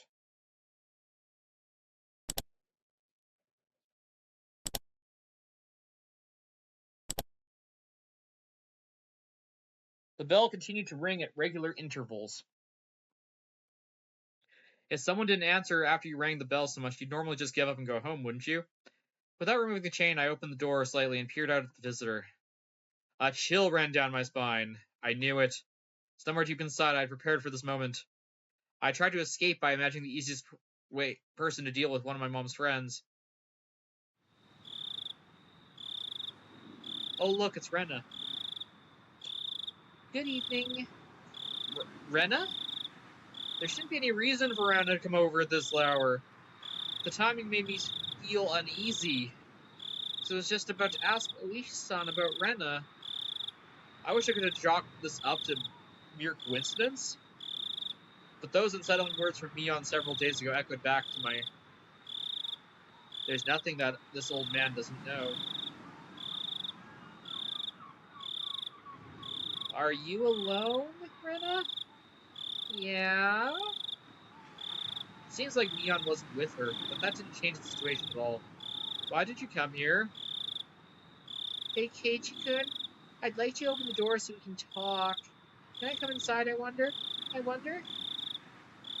It's true that speaking through the chain door wasn't the right way to talk to a classmate. But at my house, the chain has to be on at night. Don't worry about it. Then it can't be helped, I guess. Rena pouted rather sadly. She kept smiling at least, and her efforts to keep that smile were quite pitiful. Even though she was tugging at my heartstrings, I didn't lower my guard. As long as I stayed like this, even if I made my heart ache, my life wasn't in danger. What I really feared more were the possibility that hoodlums would assault me if I removed the chain. Was trusting Rena enough to remove the chain and having my friendship betrayed? As long as the chain wasn't unlatched, even if it made my heart ache, I wouldn't have to deal with being betrayed by Rena. Since it doesn't seem like I'd removed the chain from her silent urging, she appeared to give up on trying to get into the entryway. Have you eaten yet, Keiichi-kun? No, I haven't. Since my mom wasn't there, dinner wouldn't be ready no matter how long we waited. I laid down when I got home and was woken up by the phone. I didn't have a chance to eat since I used up all that time talking. I was gonna have a cup of noodles in any case. Could just eat one whenever I wanted to. No, not yet. What about it? Well, good. Look here. I brought a bunch of dishes. Rena held out a stack of boxes wrapped in cloth. If I could use your kitchen, I could get miso soup and other stuff. It's fine, you don't need to do that. But there's a lot of tofu and vegetables in it. Does Keiichi-kun not like that type of stuff, I wonder? There's no way I wouldn't like that. I love miso soup with a lot of ingredients. White radish, carrots, burdock roots, potatoes, dense, fibrous roots and vegetables. Good. Miso soup looks incredible. I also brought rice, so if you microwave it, we can eat it really quickly. Without a doubt, rice needs miso soup. Stuffing rice down your gullet, sipping miso soup between your ramen bites. Oh yes, how wonderful it'd be to be born in Japanese. Also, I made some more pickles. I made sensei pickles this time. Before I could even moved here, I scoffed at the mountain of vegetables she called sensei. Sansei? I might be mispronouncing that.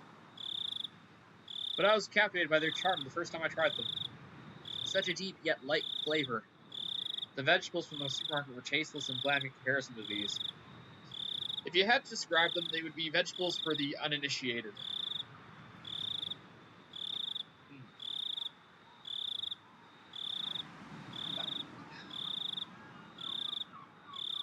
To become an expert as first Artica Sunsai, it's common knowledge around here that Ryuga family's traditional pickles were wonderfully delicious.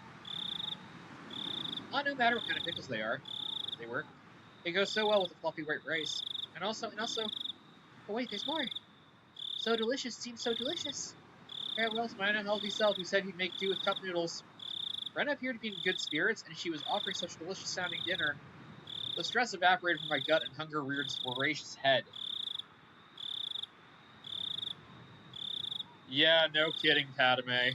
No kidding. At the same time, my wariness of Rena suddenly dwindled.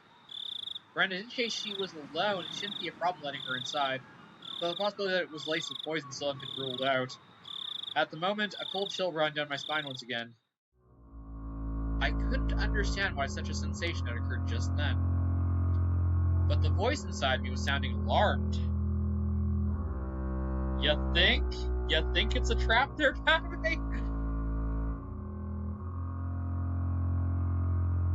This happy Rena, speaking of this charming dinner, was dependent on one premise. And that premise was that tonight dinner hadn't been made at my house, meaning it was under the assumption that my mom, who should be making it, wasn't here. Any normal household, 7 o'clock would be around the middle of dinner time. If my mom was here, we'd be eating dinner around this time as well. The fact she brought over all the makings of a meal at this time was inherently strange. Unless she knew. Rena? Did she know my parents were home? There was also a chance that this was bluff. I turned on the lights and a bunch of other stuff to make it seem like my parents were here. There was a chance that Rena was unsure if my parents were home. I had to wonder. The laundry, the garage, even the evening paper, there were plenty of signs of them being hastily tidied up. It was hard to say that Rena didn't have the chance to check if my parents were here or not. Right now, there's no reason for me to confess right now. I should try holding on to the fact that as long as I could. First of all, the chain was still latched. As long as I didn't take it off, Rena wouldn't be able to get in and do anything to me. Oh boy. I'm quite grateful that dinner will be ready pretty soon. Huh? Is that so? Is that so? I know you went through all the effort and everything, but, well, unable to go away to refuse my words trailed off weakly. But sometimes it's some more side dishes, I think.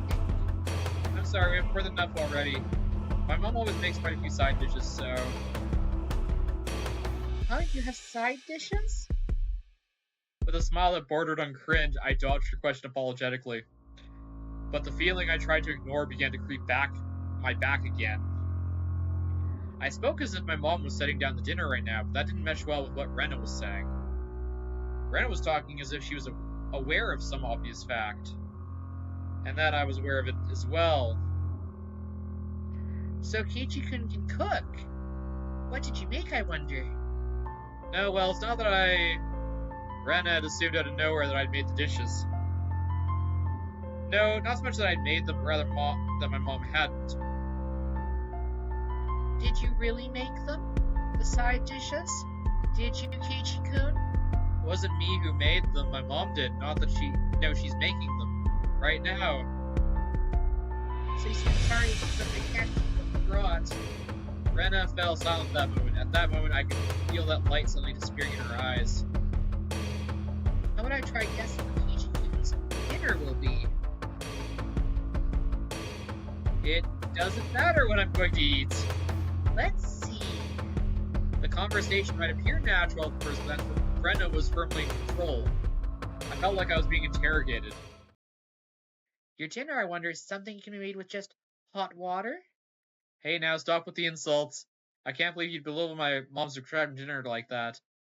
Tickets sold out, full capacity already. It's all that amazing. I tried my best to put on a strong front, but I couldn't grit my teeth quite right. So instead I looked like someone who was borderline hysterical. Oh good, the music came back. Or at least the bug sounds. Brenda showed out no reaction whatsoever, even to that silliness. Ch1, did your mother really leave you dinner? No, you see, she didn't leave me dinner, she's making it right now. It's almost time for dinner. Brenda had taken that assertion of mine that my mother was home making dinner right now and was completely ignoring it. I could tell the more panicked, the colder Rena became. Hey, Ch1? At that moment, an uncomfortable chill crept from the gap of my doorway. Is your mom home, I wonder? I couldn't keep up the charade anymore. Rena, she knew full well my parents were home. But I'd come from too far to admit that now. Anyway, my parents were here and we'd be having dinner soon. That's the situation I'd concocted. So I answered. I told her she was here. She's here, of course. I feel the humidity drawing out from the drowning air. Brenda's eyes became more frigid. She pierced me with their gelid glare. There it is. Why? What do you mean? I tried acting casually, but that facade was torn off the instant I looked into Rena's eyes. That look informed me of Rena's response faster than she could open her mouth. Why have you been lying to me, I wonder? I'm not lying. That's a lie, isn't it? It's not a lie. Lies! Rena's outburst sent a jolt through my body. Rena and I were separated by a few inches that slightly ajar, but still chained to our door. Despite that, I was still being cornered. My house was considered safe, even until now it had become more like a dark alleyway where no one could save me. Shall I guess your dinner, Ch1? Let's see. I knew now that Ren had already known that my parents would not be here tonight. Where would Ch1 run to? She has no place to run. Most people run home. Even if she somehow knew my parents were home, there was no way she'd be able to guess what I'd be eating tonight. Rena said she'd guess. How could she guess it? How could she know it was instant cup noodles? That's right, isn't it? That's what I was gonna eat. Wait, the cooking repertoire of a man who can't do housework is probably nothing but cooked noodles after all. Looking at it statistically, it's the most probable answer. That didn't mean she was guessing. I don't think it'll be full with just noodles, I think. Having rice and stuff would definitely hit the spot. Calm down, Keiichi Marabara. This is coincidence. Rena was just reading certain tales of mine. So the fact she was inferring I was thinking alarmed me. But it wasn't because she was actually reading my mind. If it was being read, then she was a demon. No, not a demon. Things like that. They couldn't possibly exist. Do you like them? You mean the noodles? No. Indicating the point of my answer was addressing was wrong. Her rebuttal was so short, I momentarily didn't understand the words Rena had spoken. Sorry, Rena. What did you say just now? Huh? About what? Just now you asked me if there was something like, didn't you? Not long before I regretted how carelessly I pushed forward with that question. It was such a simple answer. That's why I wasn't able to comprehend it. Pork bone and ginger flavor. I was wondering how I appeared in the moments my mind went completely blank until the moment I was able to recover. As my field of view began to distort, slowly swirling in a counterclockwise direction, I lost all sense of balance. Why do you know that? I didn't even deny it. This was the type of frenzied state I was in. How could Rena know even this? Not even caring, I mushed my head against the door. I fixed my gaze on Rena, but she didn't even flinch when she saw me do that. I certainly did buy them. I bought a bunch at once. I bought a whole case. How could you know that? Why, I wonder? Quite strange, isn't it? How could she dodge the question at the time like this? The chain on the door suddenly was no longer protecting me. How do you know? Why do you know? Answer me! You bought them at 7th Mart, didn't you? A shiver ran down my spine. I tried to cover it up with an angry facade. Like I said, why do you know that? I was behind you, following you the whole time. Yep! What are you saying? I couldn't understand what she was saying. She'd been following me around all this time? That's because Rena was right behind Ch1's back the whole time. Like last night? The night I was so absorbed in my phone conversation with Oishi-san, I didn't even sense her being there, standing behind the door, behind me, standing there just like that. When Keiichi was picking out the noodles, I was watching the whole entire time. You picked out so many different flavors, didn't you? Then your mom got angry. You're gonna pick expensive ones and you should just pick one type, she said. Then Keiichi-kun picked out the big box of pork bone and ginger flavor he loved so much, didn't he? I like it too. Pork bone noodles. But I can never eat a whole bowl big by myself.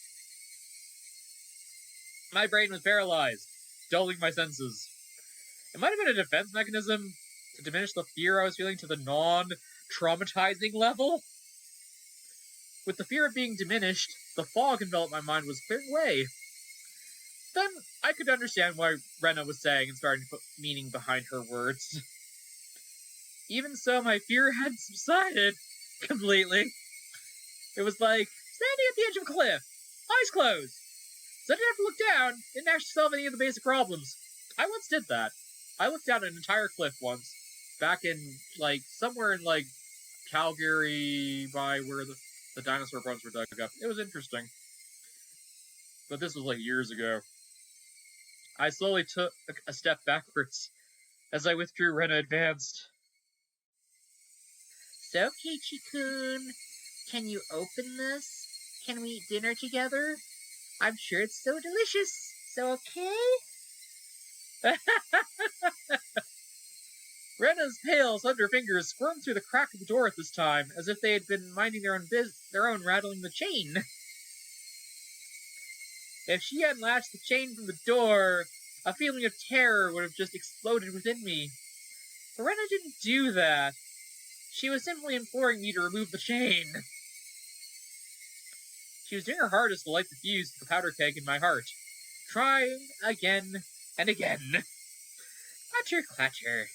But it doesn't light. It doesn't light! Open up? Ch1? Please go away. I beg you, please go away. How can you say something so mean, I wonder? I wonder? Please go away. Go away. Go away! The powder keg inside me finally went off. No smoldering, it just exploded. I tackled the door. The force through the door knocked Rena momentarily off balance. I didn't hesitate here. I slammed the doorknob with both hands, planting my feet firmly, pulling with all my might. That slamming sound I desired didn't happen. I could feel the tiny disturbance bit of resistance keeping the door from closing. The source of that was Rena's fingers. Oh, that is an unpleasant sensation. Even those fingers wriggling and spreading around like tendrils of a nervous plant through the crack of the doorway. It hurts! It hurts, KT, it hurts! Ugh! It wasn't her shriek, or a yell she was trying to keep away. Go away, go away, go away! Keep pulling on the door with all my might. I even realized I didn't even loosen my pull the door, at least momentarily. Brenda wouldn't be able to pull her fingers out, and that was why the door wasn't closing. It really hurts, Ch1. Sorry if I was messing around too much. Ugh! I don't care what bit of her apology. No matter how much she apologized, it didn't change the fact that you've done it up until now. It didn't change anything. It hurts. It hurts. I'm sorry. I'm sorry. I'm sorry. Go away. Go away. Go away. Rena couldn't leave even if she wanted to, because I trapped her fingers. Right as my fingers began to be red, and they were no longer even squirming. I'm sorry. I'm sorry. I'm sorry. Go away. Go away. Go away. I'm sorry. I'm sorry. I'm sorry. I'm sorry. Rena's always went on and on. Go away. Go away. Stop. Stop. Stop. I pulled the door, and finally, Rena's fingers were somehow able to slip out from their prison in the doorway. Some of that half the door closed soundly. I could hear the thud of Rena falling on her butt on the other side. I locked the door immediately. It made a loud thump, voicing my rejection to Rena. I'm sorry. I'm sorry. I'm sorry. I'm sorry. I'm sorry, Ch1. I'm sorry. Open up, Ch1. Rena leaned against the door, apologizing profusely. After confirming I was sufficiently sealed off from her, I trudged away from the entryway. On the other side, I could hear Rena echoing her apology. I'm sorry, those pitiful words. They would be forever seeking my forgiveness. I don't feel bad about this at all. But it wasn't out of any sort of malice. I just felt a sort of hazy sense of relief that I was able to escape from Rena. She formed me on and threatened me at this doorway, saying there was nothing she didn't know. And just now, at the same place, Rena told me the same thing. My feeble attempt to disguise the fact that my parents were home had served no purpose from the start. I should have just pretended to be out and not even opened the door. My meager plans didn't help at all, and even as I was confident with them. Even though I was on the other side of the door, I want to get as far away from Rena as even possible. One step, two step, with each one, her sniffling qualities became more distant. I sprinted up the stairs and dove into my room. As I expected, I was finally no longer able to hear Rena's repeated endless apologies. Diving into my bed, I was startled with a hard thump I felt. There's something in my bed. It was the receiver. Oh yeah, wasn't he on the phone with Oishi earlier? I finally remembered. I was in the middle of a call with Oishi-san. Looking at the clock, apparently not much time had passed since I went downstairs. Maybe my clock had run out of batteries? I talked for Rena for so long, how did it almost no time pass? But the hand on the clock was still ticking forward 1 second after second as usual. As I put the still warm receiver to my ear, time which felt frozen began to move again. Hello, Oishi-san? Sorry to keep you waiting. No, not at all. I didn't wait that long. It became apparent that the amount of time I passed between myself and Oishi was different. Over the phone, I could hear the energetic voice from a sports program or something. It drove home just how far away Oishi-san really was. Rena came just now. Did she come to play? I wasn't confident I could coherently explain the situation to Oishi-san, but I didn't need to right now. Right now I need to know about Rena. That's right, I was going to ask Oishi more about Rena. This little visit had interrupted the conversation. Nah, Rena's, like, outside somewhere, with her hand bleeding because she sent her fingers in the door. What was true, what was false, I couldn't tell anymore. The only thing I knew was the single grim reality that Rena was suspicious. I might be able to figure something out if I asked Oishi about her. Up until now, I regretted whenever I forced myself to ask the things I was better off not knowing. But looking at it this way, you could say I hit rock bottom. There's no possible way I could feel any more regret than I did right now. No, rather, I want to know if there was anything beyond this I would regret more. Forget about tomorrow, it wasn't even out of the realm of possibility something happened tonight. I want to know everything I could. I was absolutely not going to die like this. Not without knowing anything. I definitely wouldn't. Rena Ryuga-san, I did a bit of digging. Yes, well, it wasn't much. I understood that Oishi-san was talking in circles. A bit, I dug so deep it's hard to discuss with you since she or her friend. I want to know everything from your research. I don't think you'll be very interested in what I have to say, though. Oishi-san... I spoke as calmly as possible to Oishi-san, who continued to avoid the issue. Then I said it. I think Rena is suspicious. Given the past incidents were from Oishi-sama's curse, Rena Ryuga is involved. You have any sort of proof that makes me believe Rena is suspicious? The manner in which Oishi-san spoke became very firm. You have some sort of proof. That was him talking as a detective. I only have circumstantial evidence. I see. Told more over the phone how disappointed Oishi-san was. Pulling on the fishing line when he failed to bite the reel in the bait, disappointing really cast the line once more. That's how it seemed. Oishi-san, you can't do anything without physical proof, can you? What I meant was, you can't come and save me without proof. I stuck a barb in there. As Oishi-san loved roundabout ways of saying things, he understood me just fine. It's fine, Mamoru-san, I'll protect you. That was not the least bit reassuring. Oishi-san was using me to continue his investigation. I was just gonna get killed. My corpse would be an important piece of evidence. That's all I was to him. Whether I'm alive or dead might not be of no concern to your investigation, but it's over for me when I die. Oishi-san went silent at the far end of the line. That might have been too blunt, but I didn't care. All I needed to do was relay to Oishi-san I was about to currently in a very dangerous position. So please tell me about Rena. Satoshi transferred out. Not too far in the future, I probably also do what Rena was called transferring out as well. But you won't be able to find my corpse. You haven't been able to find Satoshi's body yet. Alright, Mamoru-san, calm down. I was already suppressing my agitation even without Oishi-san having to tell me. It wouldn't solve anything if I continued to scream about my mistrust to the police. It seemed that I could only depend on myself and the bat Satoshi left behind to protect myself. Then I at least wanted to know about what happened after Rena transferred schools. You're aware this won't be very interesting, right?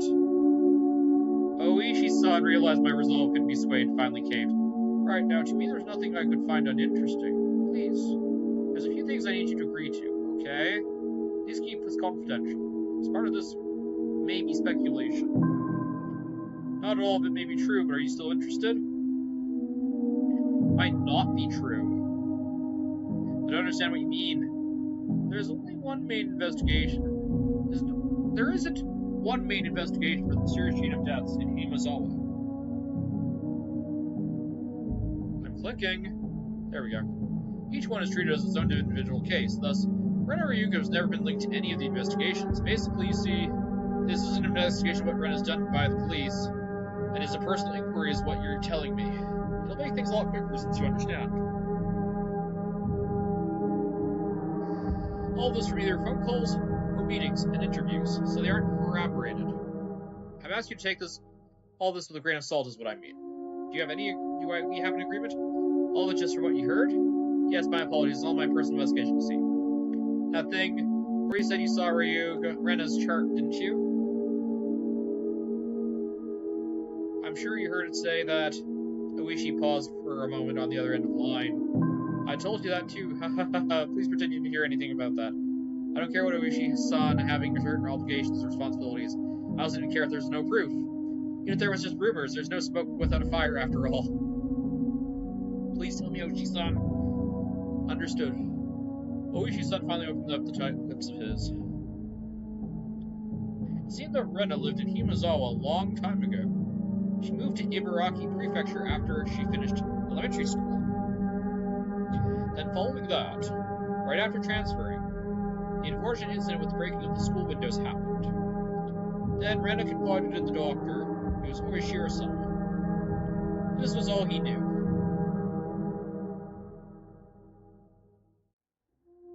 There isn't much difference between what I know and what you know, Maibara-san. Then what part did investigate further? I didn't need to ask. It was the incident that happened after she transferred. The incident Rena was responsible for and what she divulged to the doctor afterwards, correct? Yes. After learning about that, you started to suspect Rena and the others, didn't you? Yeah, I did suspect them. So they're the ones after all? Oh no, that's not what I meant by suspect them. Oishi-san was the type of person to say things with confidence, and these particular words were less than reassuring. Then who did you suspect? That it was Oishiro-sama. That Oishiro-sama's curse really exists. Yeah, right, well, Oishi-san's laughter was quite dry, certainly not the kind that would make you want to join in. Oishi-san resumed the conversation.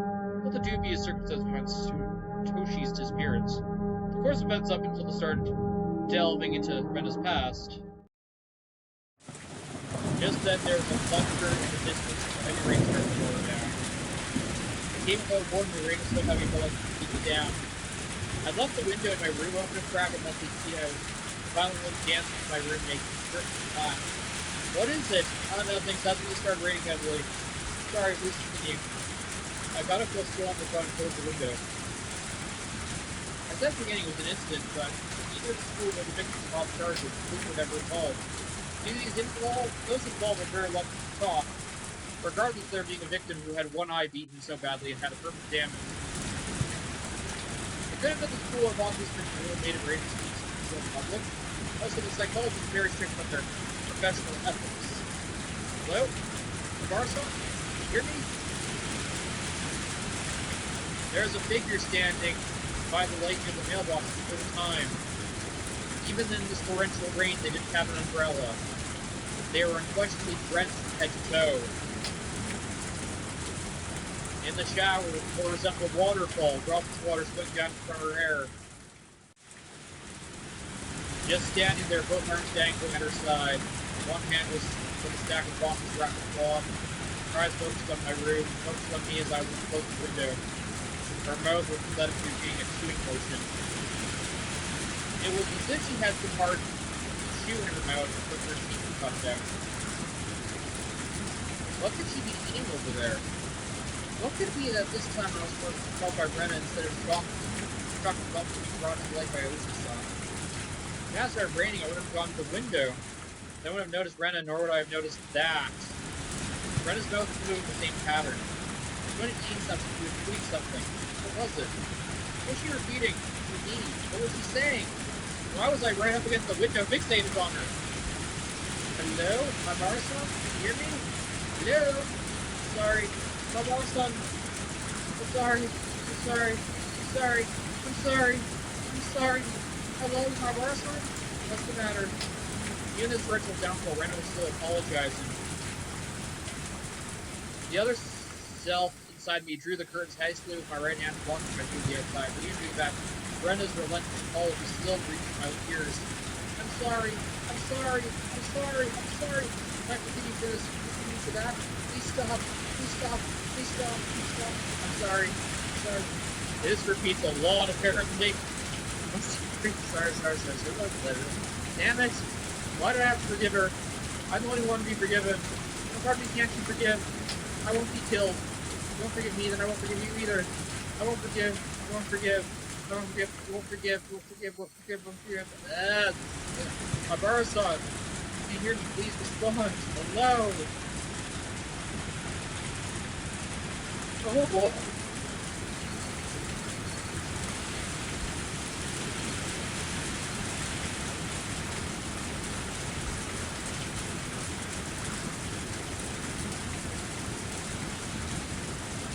You received a new tips. Split personality at the 7th part. I'm gonna save here. And I'm gonna call it a screen here because it is late. And I super need to get some sleep because I work in the morning.